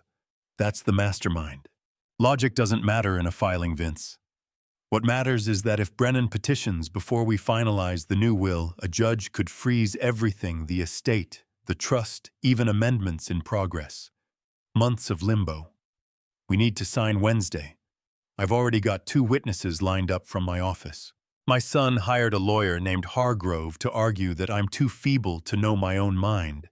The same mind that built a business from a 2-bay garage, that raised 4 children to adulthood, that kept a family running for 30 years after every transmission blew and every roof leaked and every tuition bill landed on the same desk where I was sitting right now. What about the screenshots? I asked. Kieran's evidence. Not yet, Jerry said. We hold those. If Brennan files, the screenshots become our counter. 23 messages proving coordinated financial exploitation undercut any claim that you're acting under undue influence. You're acting under evidence. But we don't show our hand until we have to. Wednesday, I said. Wednesday, 10 a.m., my office. Bring your ID and don't be late. I hung up and sat in the chair. Through the office glass, I could see Ray pulling a sedan onto the lift in Bay 1, the hydraulics whining as the car rose. The shop smelled like it always did, oil and metal, and the faint sweetness of the hand cleaner we kept by the sink. I'd built this place with borrowed money and 16-hour days, and now my own son was trying to take it through a courtroom because I'd had the nerve to stop writing checks. I worked the rest of Monday and all of Tuesday without mentioning it to anyone. I changed brake pads on a minivan. I quoted a timing belt job for a woman who drove in from Aurora. I ate lunch in the break room and read the sports section and pretended that Wednesday wasn't sitting at the end of the week like a wall I was walking toward. Tuesday evening around 6:30, Ray's truck pulled into my driveway. He got out carrying a pizza box and a paper bag with 2 bottles of beer poking out the top. He didn't call ahead. He just showed up. We sat on the front porch. The September air had turned cool enough that I could feel it on my forearms, and the street was quiet. Dorothy's lights were on. Next door, a dog barked 2 houses down. The last daylight sat low and orange on the rooflines of Wheatfield Drive. Ray handed me a beer and opened the pizza box between us on the porch railing. Pepperoni. The cheese was still hot enough to string when I pulled a slice. Ray and I sat on the porch eating pizza, like two mechanics at the end of a shift. Except the machine we were trying to fix was my family, and some of the parts couldn't be ordered anymore. We talked about the shop for a while. The Kendall County fleet contract was going well. A new customer had brought in a vintage Bronco that Ray was excited about. Small things, normal things. The kind of conversation you have when the big things are too heavy to pick up first. Then Ray set his beer on the railing and looked at me. "Boss, are you scared?" he said. "Of losing them?" Nobody had asked me that. Not Jerry, not Dorothy, not Kieran, not Lori. Everyone had asked what I was going to do, how much I knew what the next legal move was. Nobody had looked at me and asked the only question that actually mattered, whether the man behind the strategy was afraid. "I lost them a long time ago, Ray," I said. "Tomorrow I'll just sign the papers confirming that." Ray nodded. He picked his beer back up and took a long pull and looked out at the street. "For what it's worth," he said, "you're not losing everybody." I looked at him. 45 years old, grease under his nails, a man who'd paid my son's debt from his own account, and never asked for credit.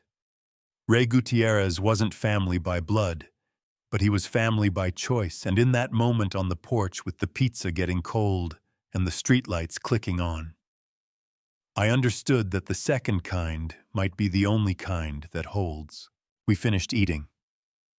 Ray collected the box and the bottles and carried them to his truck. He shook my hand at the curb-firm brief, the handshake of a man who'd said what he came to say. After his taillights had turned the corner, I stood at the porch railing and looked at the house. Every window, every brick. 35 years of birthdays and arguments and homework at the kitchen table and Peggy's voice calling from the back door. Tomorrow I'd sign papers that would redraw the map of this family forever. I walked inside, stopped at the hallway shelf, and touched Peggy's photo with my thumb the way I always did when I passed it. "I'll sign tomorrow, Peggy," I whispered. "I hope I do it right." Wednesday morning I drove into the city with Peggy's letter in my shirt pocket, and the feeling that everything I was about to do had been set in motion by a woman who'd been dead for 3 years. The pen Jerry placed on the conference table was a Mont Blanc that had belonged to his father. He only brought it out for documents that mattered. I picked it up and felt the weight of it solid, balanced heavy in a way that felt exactly right for what I was about to sign. Jerry's conference room on the 17th floor looked out over the Chicago River, gray and slow in the morning light. 2 witnesses sat at the far end of the table, paralegals from Jerry's firm, both in dark suits, both quiet. Jerry stood across from me with the document open to the signature page and read the final terms aloud. 40% into an irrevocable trust for Alara, managed independently until she turned 20% to the Margaret Kowalski Scholarship Fund at the Naperville Community Foundation. 25% reserved for my lifetime use. The remaining 15% was conditional. Kieran was eligible immediately. Garrison was eligible if he maintained sobriety for 2 consecutive years, and Lori was eligible based on demonstrated actions over time. Then Jerry read the exclusion clause. Brennan Kowalski and Roxanne Kowalski Prescott are hereby excluded from all distributions, bequests, and benefits under this instrument. He looked up from the page. "Last chance to change your mind, Vince. 40% to an 8-year-old girl who drew family portraits without her own parents in them. 20% to a scholarship in the name of a woman who spent her last 3 weeks alive writing a letter to save her husband from himself." I didn't need a last chance. I needed a pen. "Peggy told me to let them be strong," I said. "This is what strong looks like." I signed. The Mont Blanc moved across the page in a line that didn't waver. The witnesses signed after me. Jerry notarized it, slid the document into a manila envelope, and locked it in his office safe. When will Brennan know? Jerry asked. When I want him to know. I drove home on I-290 with the windows cracked and the September air coming through cool and sharp.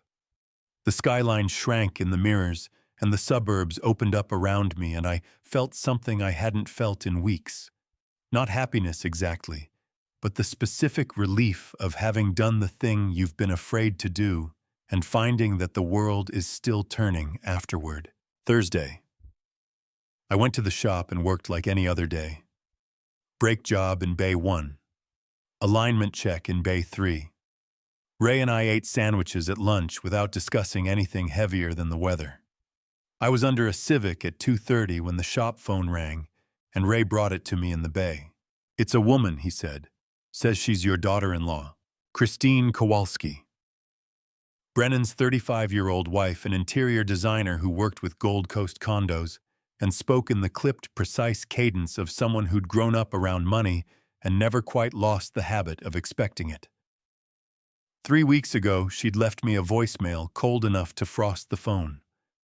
Now her voice was different, softer, unsure in a way I'd never heard from her. Dad, she said. And the word itself was a surprise. Christine usually called me by my first name, or avoided direct address entirely. I need to talk to you about Ilara. I wiped my hands on the shop rag and leaned against the fender of the Civic. I'm listening. She asked me yesterday why Grandpa doesn't talk to us anymore. She asked 3 times. I didn't know what to say. A pause. I told her you were busy, and she said Grandpa's always busy, but he always calls back. And I couldn't argue with that because she's right. You always called back. 2 weeks ago, Christine had threatened me over a voicemail. Today she was asking me to be a grandfather, and the difference between those 2 calls was an 8-year-old girl who wouldn't stop asking questions. I don't want her growing up thinking this is how families work, Christine said. Whatever is happening between you and Brennan, and I know more about it than he thinks I do, Ilara doesn't deserve to lose her grandfather over it. Brennan doesn't know you're calling, does he? I said. No, and I'd like to keep it that way, at least for now. I closed my eyes and listened to the shop around me, the pneumatic wrench cycling in Bay 2, the radio playing something by the Eagles, the sound of Ray rolling a tool cart across concrete. This woman had been part of the problem 3 weeks ago. Now she was offering something none of my own children had offered: access to the one person in this family who still loved without conditions. Bring Ilara Saturday, I said. Just bring her. Saturday, Christine repeated. Morning. Morning is fine. I'll be home. She thanked me quietly, the way people thank you when they know they're asking for more than they've earned, and hung up. I handed the phone back to Ray and slid under the Civic again, but I didn't pick up the wrench. I just lay there on the creeper, looking at the undercarriage of a car I'd been fixing for a stranger, thinking about the granddaughter I'd been missing for 3 weeks. After the shop closed, I drove home, ate reheated soup standing at the counter, and sat in the living room with the television off. Christine was bringing Ilara Saturday. Brennan didn't know. The will was signed and locked in Jerry's safe. And somewhere in this mess, the person I'd expected least had chosen the right side, not because it was strategic or profitable, but because a little girl's question was harder to ignore than a husband's pride. I reached into my shirt pocket and touched the folded edge of Peggy's letter. She's coming Saturday, Peggy, I said. Ilara's coming. Christine's silver Audi pulled into the driveway Saturday morning at 10, and before the engine stopped, the passenger door flew open and Ilara Kowalski was running. She didn't come to the front door. She ran past it around the side of the house straight toward the garden, like she already knew exactly where she needed to be. Brennan's 8-year-old daughter had brown eyes that missed nothing and a voice full of questions that hadn't stopped since she'd learned to talk. I came around the corner and found her standing in front of Peggy's tomato plants with her sneakers in the dirt, looking up at me with an expression that broke something open in my chest I'd spent 3 weeks trying to keep shut. Grandpa, she said, your tomatoes are huge. They are, I said. You want to pick some? She picked tomatoes for 20 minutes. She asked about the soil and the water, and whether the plants had names. She asked why the fence had a crack in it, and whether the hose was heavy, and if the birds that sat on the power line ever came down to eat the tomatoes. She asked about the sunflowers along the back wall. 3 of them volunteers that had come up on their own this year, and I told her they were Grandma Peggy's favorite, because she said they always looked like they were trying to find somebody to smile at. What was Grandma Peggy's laugh like? Elara asked. Loud, I said. Louder than you'd expect. She laughed with her whole body. Did she sing when she watered the garden? She did. Mostly Fleetwood Mac. Sometimes she made up songs about the tomatoes. Did you dance in the kitchen? I looked at this child standing in the dirt, with tomato juice on her fingers, and I told her the truth. We did. Every Sunday morning while the coffee was brewing. Your grandmother led because I have 2 left feet. For 2 hours, my granddaughter asked me questions nobody else had thought to ask in 4 years. What Peggy looked like when she was young, whether the tomatoes grew better, when you talked to them, if I ever got scared at night in the house alone. She asked with the honest curiosity of a child who didn't yet understand that adults stop asking things because they're afraid of the answers. Christine helped in the kitchen. She washed dishes that didn't need washing and wiped counters that were already clean, and every few minutes she looked through the window over the sink to watch her daughter in the garden with me. At one point, she stood in the doorway and said quietly enough that Elara couldn't hear. She's been asking about you for weeks, Dad. Every night at bedtime. She says, when can we go see Grandpa? And I keep saying soon, and she keeps saying you always say soon. Do you miss her every day? Elara asked me later, sitting on the porch steps eating a peanut butter sandwich I'd made. She meant Peggy. Every single day, I said. Maybe we could visit more so you won't be so lonely. I couldn't answer that right away. I ate my sandwich and looked at the garden and let the sentence sit between us like a gift I didn't know how to unwrap. Around 3 o'clock, Elara went inside and sat at the kitchen table with a set of colored pencils Christine had brought in her bag. She drew for 15 minutes with the focus of someone performing surgery, her tongue pressed against her upper lip, her hand moving in short, decisive strokes. When she finished, she held the paper up. I drew our family grandpa, she said. From today, I took the drawing. 6 stick figures standing in a garden green, scribbles at their feet. Me in the center, taller than the rest, with gray hair she'd drawn as little lines sticking up. Elara beside me holding what appeared to be a tomato. Christine on the other side, smaller, with a yellow triangle for a dress. 3 more figures. I expected Brennan. I expected Roxanne. She'd drawn 5 stick figures around me, and not one of them was her father. The other 3 were labeled in careful, wobbly letters. One said, Kieran spelled the way an 8-year-old would. One said Ray with a wrench in his hand. And one said Dorothy with a hat. Who are these 2? I asked, pointing to Ray and Dorothy. That's the man at your shop who Mom says is nice, Elara said, pointing at Ray. And that's the lady next door who waves at me from the garden. Christine was standing behind me. I heard her breath catch a small sound, the kind you make when something lands in a place you weren't protecting. She drew it from what she knows, Dad, Christine said quietly. What she knew. An 8-year-old had drawn the family she'd actually experienced, not the family on paper, not the family tree, not the people who shared a last name or a checking account. She'd drawn the people who showed up. Ray, who fixed things. Dorothy, who waved. Kieran, who called. Christine, who brought her here. And me standing in the middle of a garden that Peggy had planted, and I'd kept alive because it was the only way I knew to keep talking to her. Brennan wasn't in the picture. Roxanne wasn't in the picture. Garrison wasn't in the picture. My 3 eldest children had been erased not by malice, not by strategy, but by an 8-year-old's honest observation of who was actually present in her grandfather's life. Christine left around 4. Elara hugged me at the door, tight both arms, her face pressed against my stomach because she wasn't tall enough to reach my chest, and said, "Next time, can we make pasta sauce with the tomatoes?" "Next time," I said.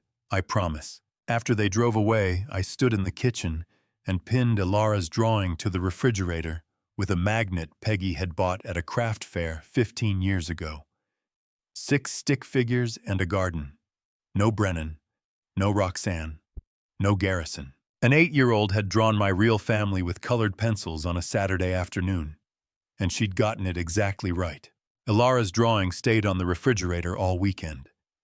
I'd pass it on the way to the coffee maker and stop every time to look at the stick figures, the people she'd chosen, the people she'd left out. By Monday morning, I'd stopped being surprised by it. I'd started being armed by it.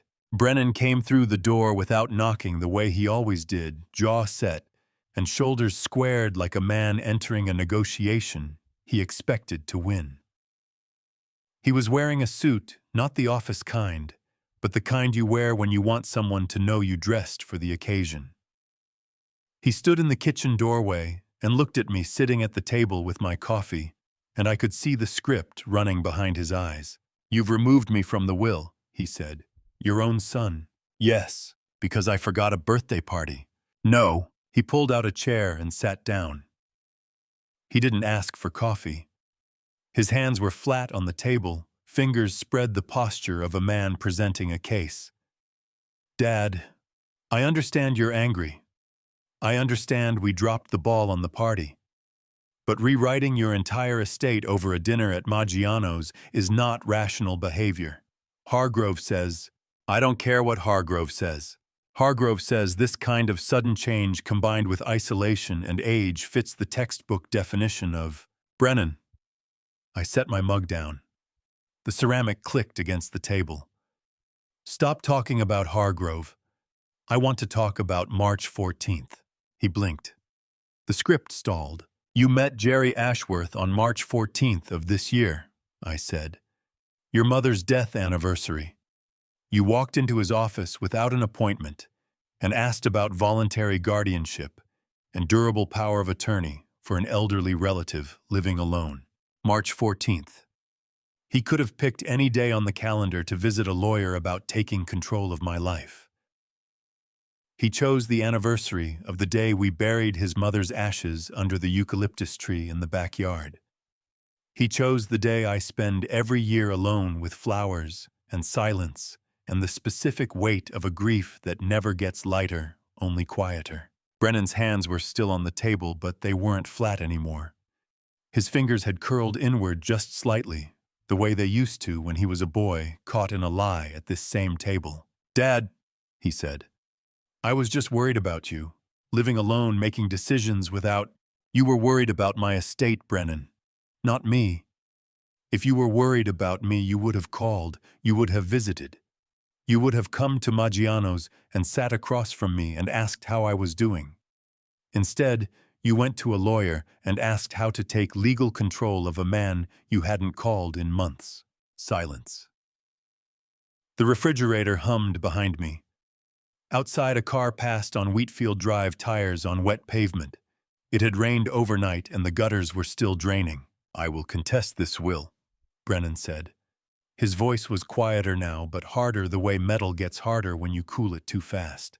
"You have the right," I said. "But I want you to think about what that means. Kieran has 23 screenshots from 2023 and 2024. iMessage conversations group chat, records messages between you and Roxanne about how to time the requests around my birthday and your mother's death anniversary. He's had them for over a year." Brennan's jaw moved, but no sound came out. "And Jerry has your mother's letter," I continued. 3 pages written 3 weeks before she died. She described exactly what each of you would do, and so far, she's been right about all of it. If this goes to court, all of it becomes public record. The screenshots, the letter, the group chat. Every message in the no dad zone. The name landed like a slap. He flinched not much, but enough for me to see it. He hadn't known I knew. My son stood in the kitchen where his mother used to cook Sunday dinners and calculated whether to fight or fold, and behind him on the refrigerator, His own daughter's drawing didn't include him. You named it, I said. All of you. You named the place where you planned how to take from me. You called it the no-dad zone like it was a joke. It wasn't. It doesn't matter what it was. It matters what it is. And what it is, Brennan, is evidence. Documented, time-stamped screenshot evidence that your family coordinated to exploit me financially while I was grieving your mother. A judge won't see an overreacting old man. A judge will see a pattern. Brennan stood up. The chair didn't scrape. This time he pushed it back slowly, deliberately, the way a man exits a room when he knows he's lost but isn't ready to say it. This isn't over, he said. I know it isn't.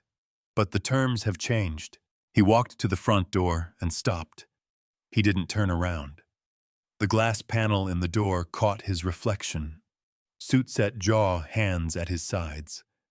But something in the reflection was different from the man who'd walked in 40 minutes ago.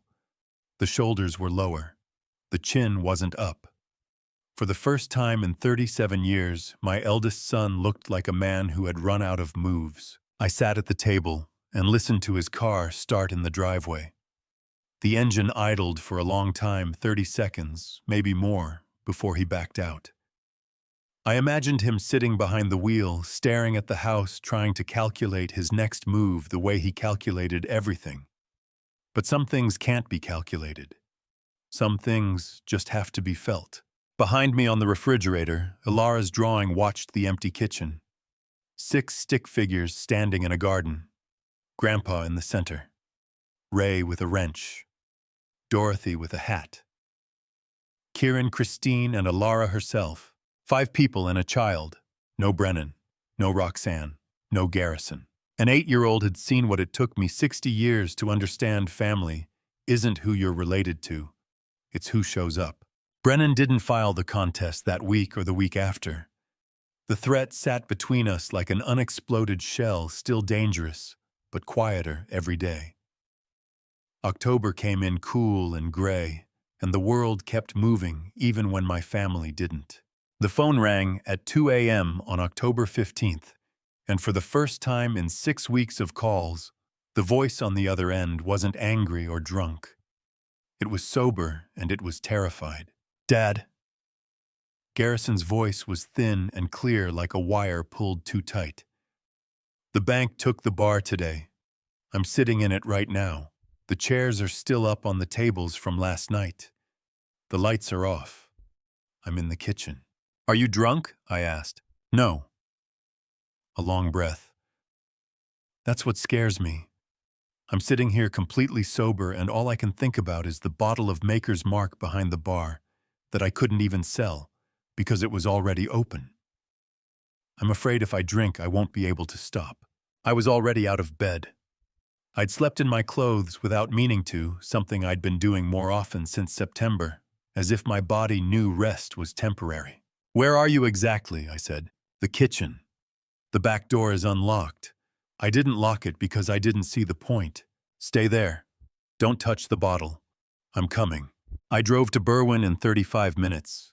The expressway empty at that hour, the city lights reflected on the wet pavement like something spilled.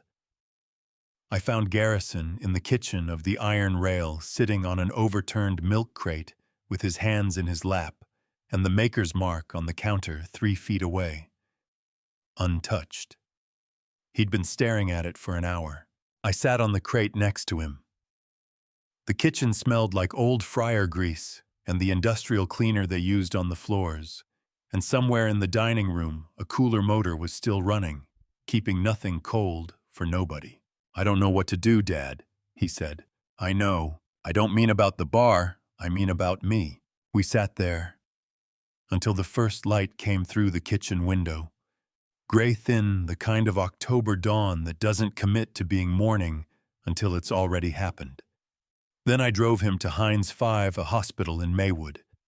The building sat back from the road, behind a lawn that was starting to turn brown, and at the admissions gate, Garrison stopped walking.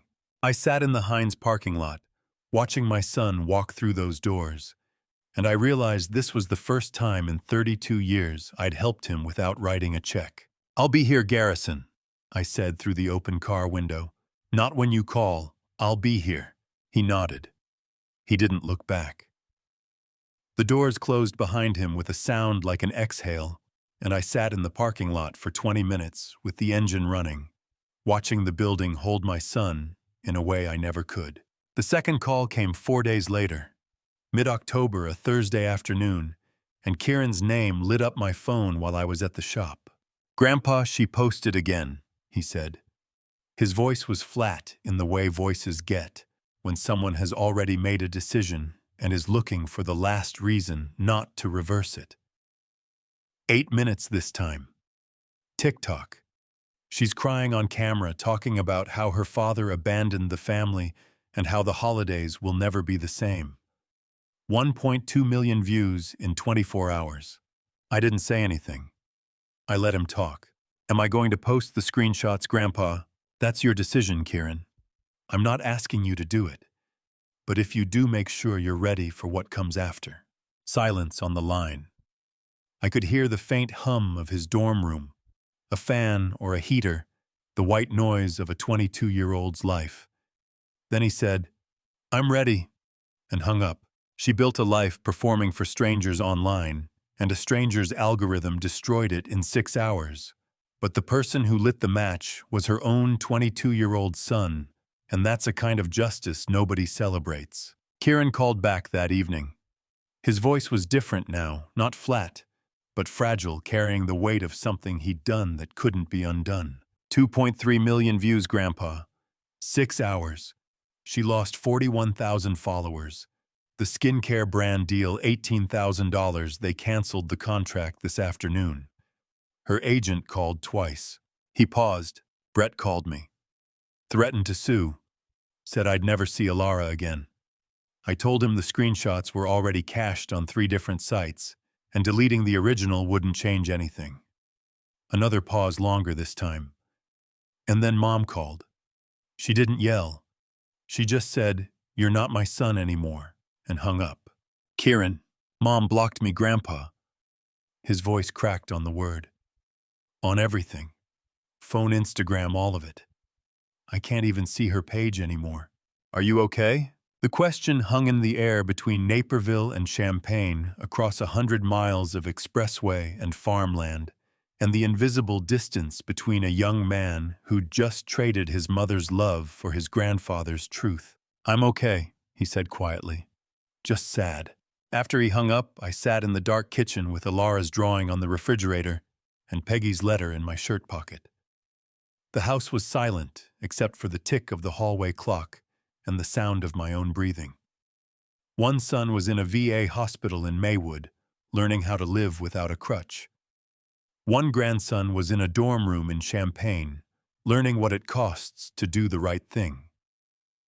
And somewhere in Scottsdale, my daughter's carefully built world was burning down from the inside out, not because a stranger exposed her, but because her own child chose the truth over her approval. I touched Peggy's letter through my shirt. 3 pages of a dead woman's wisdom still warm against my chest. "This is the part you warned me about, Peggy," I said to the empty room. "The part where it hurts everybody." The weeks after Kieran's post were the quietest of my life. Not peaceful quiet, the kind of quiet that settles over a battlefield after the shooting stops and nobody's sure yet who's still standing.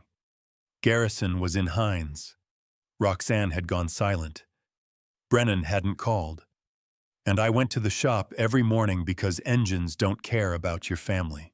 Jerry Ashworth had been my lawyer for 11 years, but I'd never heard him sound disappointed by winning. "Hargrove filed the withdrawal this morning," he said when he called the first week of November.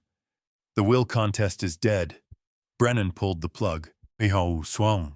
"Why now?" "Because the screenshots would have gone into the public record during discovery. Depositions exhibits all of it.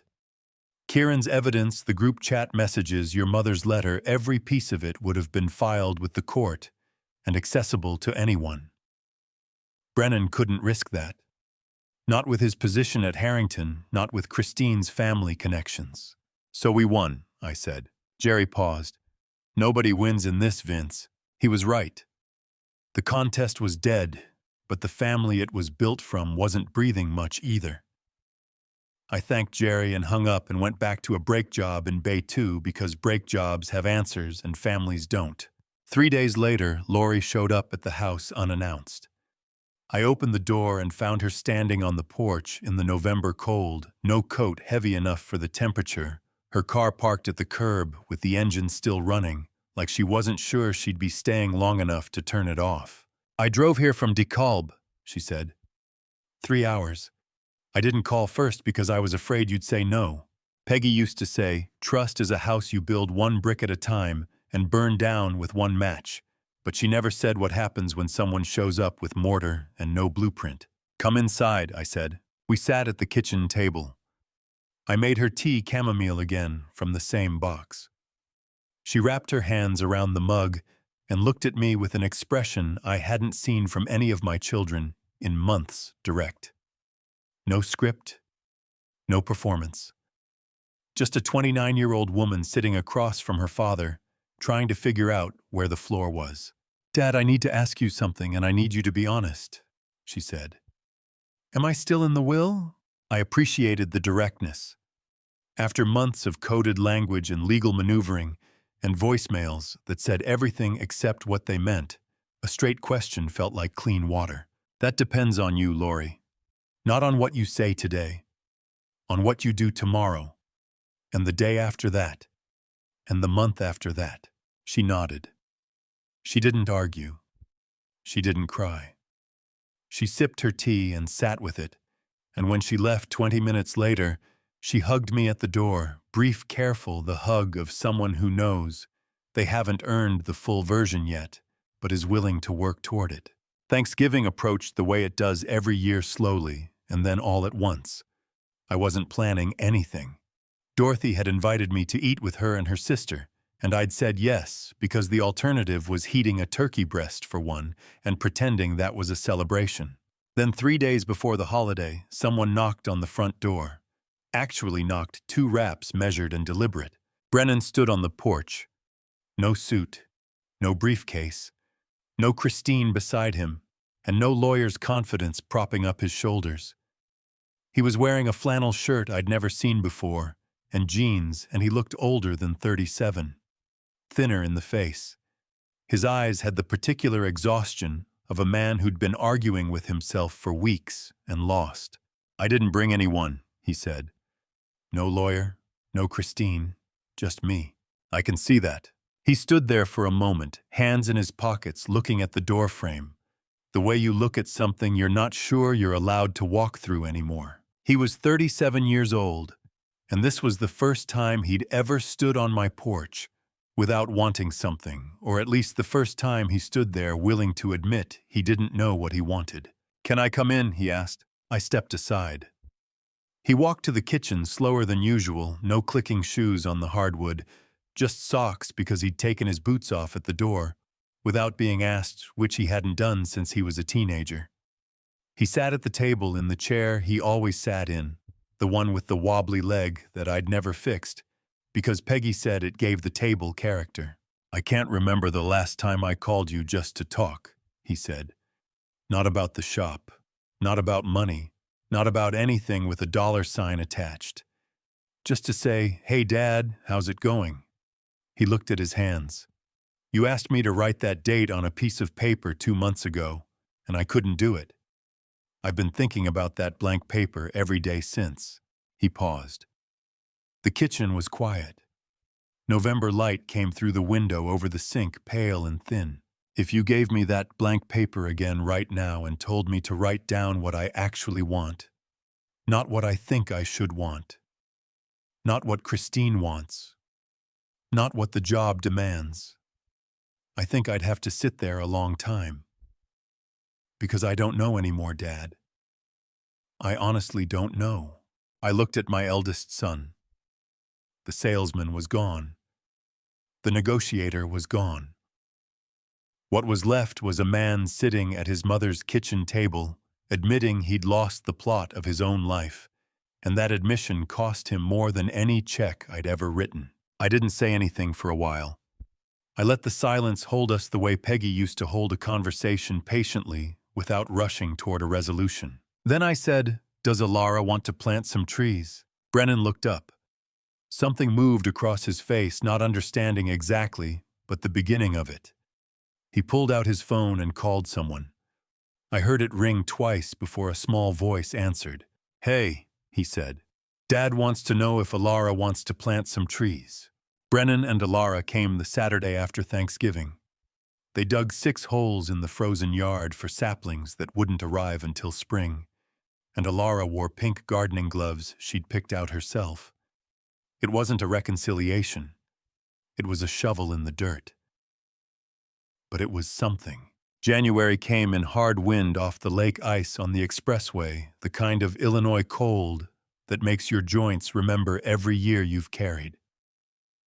I was underneath a 91 F-150 at the shop on a Tuesday morning, replacing a rusted fuel line when the phone rang. Ray brought it to me in the bay. The voice on the other end was so steady, I almost didn't recognize my own son. "Dad," Garrison said, "I'm doing the 9th step, amends. You're the first person on my list. You don't have to." "Yeah, I do." 3 months at Hines had done something to his voice that 32 years of living hadn't. The urgency was gone. The shake was gone. What was left was a man speaking from a place that sounded like solid ground. "There's a guy in my group," he said. 68 years old, Vietnam vet, been sober 19 years. Last week he told us something I haven't been able to stop thinking about. He said the person who loves you most is the one who says no to you. Everyone else is just keeping you comfortable. Garrison paused. "I sat in that circle and thought about you, Dad. About every time you wrote a check, and every time I cashed it, and every time I told myself I'd pay it back even though we both knew I wouldn't. And then I thought about the night you drove me to Hines and said you'd be there. Not when I called. Just there. I slid out from under the truck and sat on the creeper with my back against the rear tire, the concrete cold through my coveralls. Ray was working in Bay 3, and the radio was playing something I couldn't hear over the sound of my own breathing.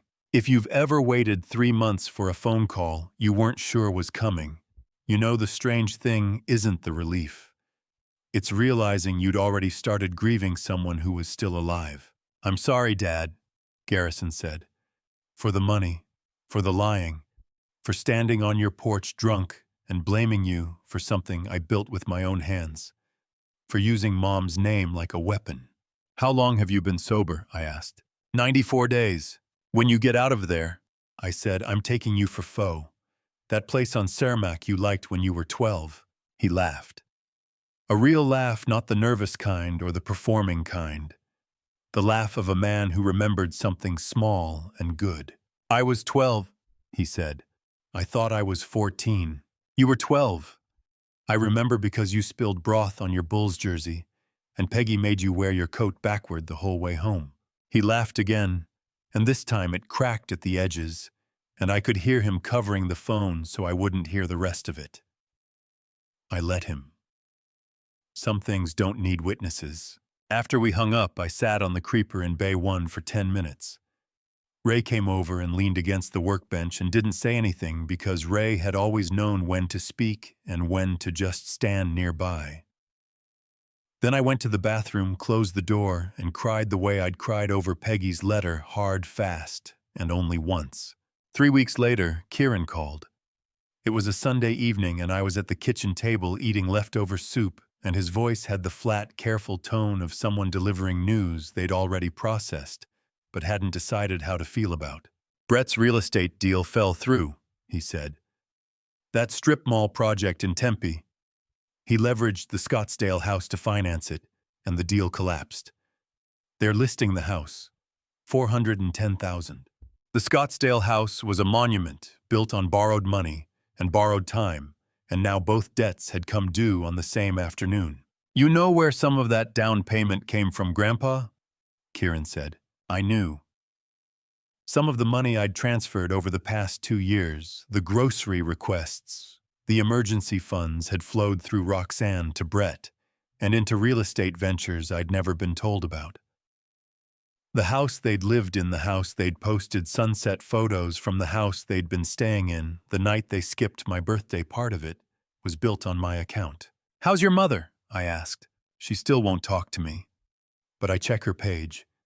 She's down to posting twice a week. No brand tags, no sponsored content. I think she's embarrassed." He paused. "She lost 2 more deals last month. The skincare thing was just the beginning." "Are you glad?" The question sat between us for a long time. "No," Kieran said. "I still love my mom, grandpa." There it was. 22 years old, living in a dorm room the size of my bathroom, blocked by his own mother on every platform that existed. And he was saying the words that none of my adult children had managed to say through this entire ordeal, that love doesn't stop because someone hurts you. And admitting it out loud is harder than any screenshot or legal filing or blank piece of paper on a kitchen table. "Kieran," I said, "that's the first time anyone said that to me. Not that they loved somebody, that they admitted it even when it hurt." After I hung up, I walked to the back window and looked at the yard. The 6 holes Brennan and Alara had dug in November were still there, shallow craters in the frozen ground, evenly spaced along the back fence where Peggy's garden used to end.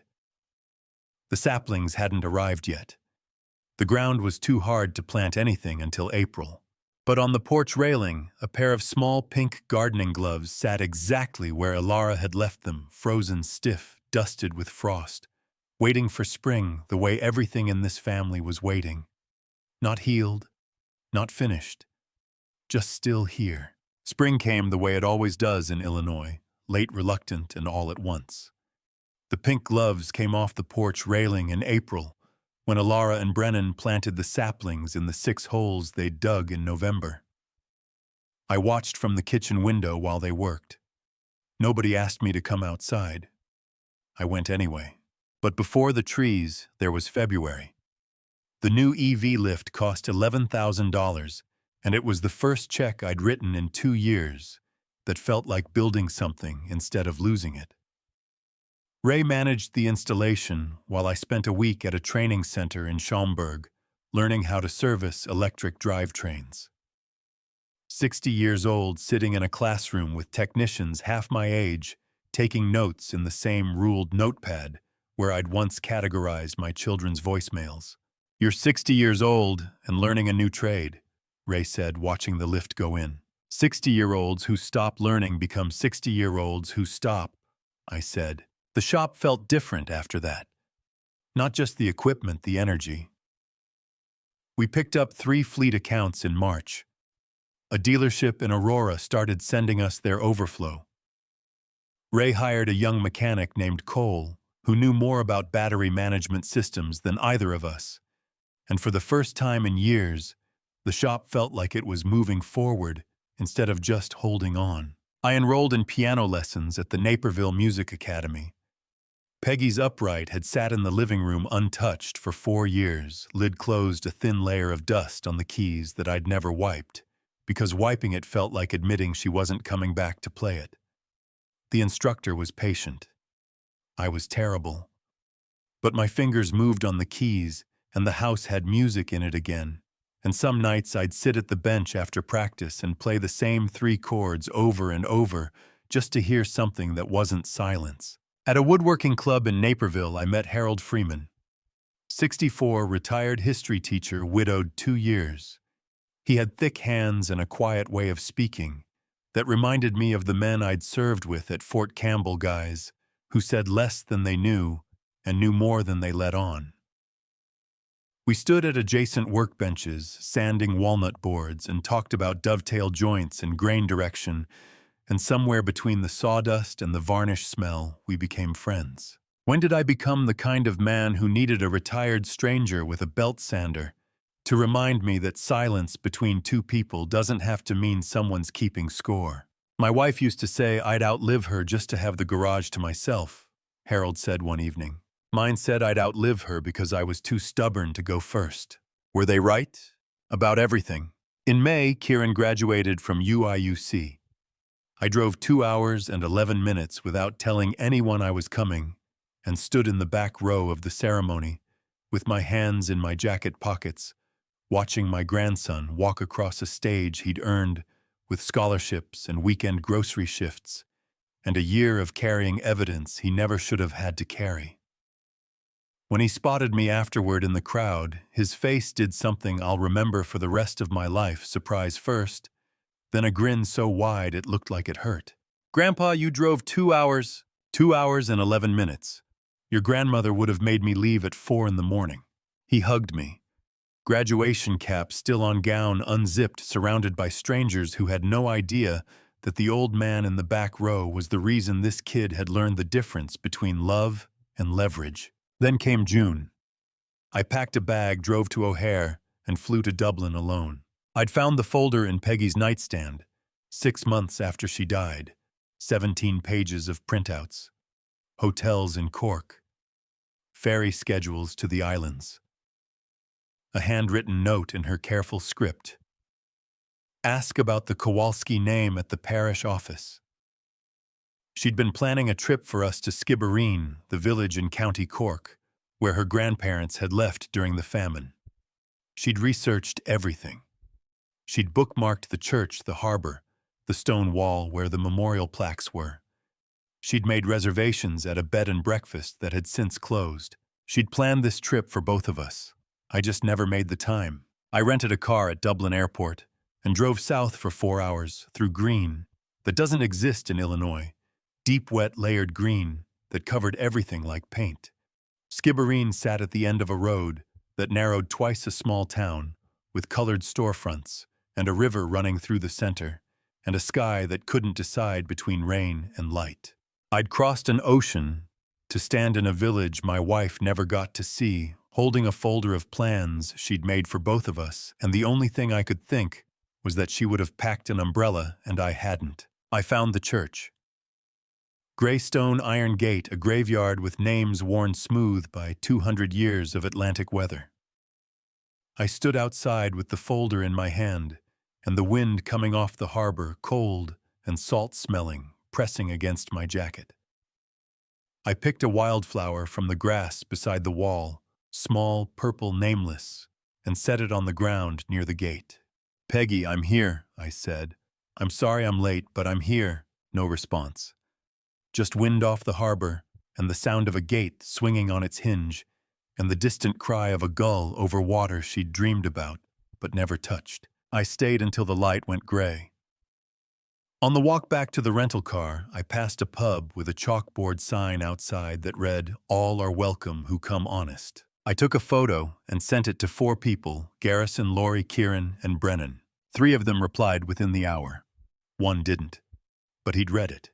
Kieran's cake leaned 11 degrees to the left, and the frosting said, "Happy Birthday," in Alara's handwriting, missing the second P entirely, and it was the most beautiful thing I'd seen in a year. 3 of the 4 people I'd texted from that Skibbereen pub had replied within the hour. The 4th read it and stayed silent. I'd stopped measuring my children by their silences sometime around spring, and by September the habit had mostly stuck. Alara carried the cake through the kitchen door with both hands, tongue pressed between her teeth, like she was diffusing a bomb. Kieran walked behind her with his palms hovering underneath in case the whole thing collapsed. Christine followed with a foil-covered casserole and set it on the counter without once mentioning her husband's name. The kitchen smelled like buttercream and whatever Christine had put rosemary into, and for a moment, the house felt the way it used to feel when Peggy would cook for 12 on a Wednesday just because she felt like it. "Grandpa, how old are you?"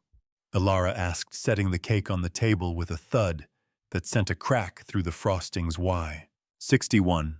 "Is that a lot?" Harold Freeman looked up from across the table, where he'd been arguing with Ray about something I'd already lost track of. "Ask me that question, sweetheart. I'm 64. That's a lot." Dorothy arrived next with a card.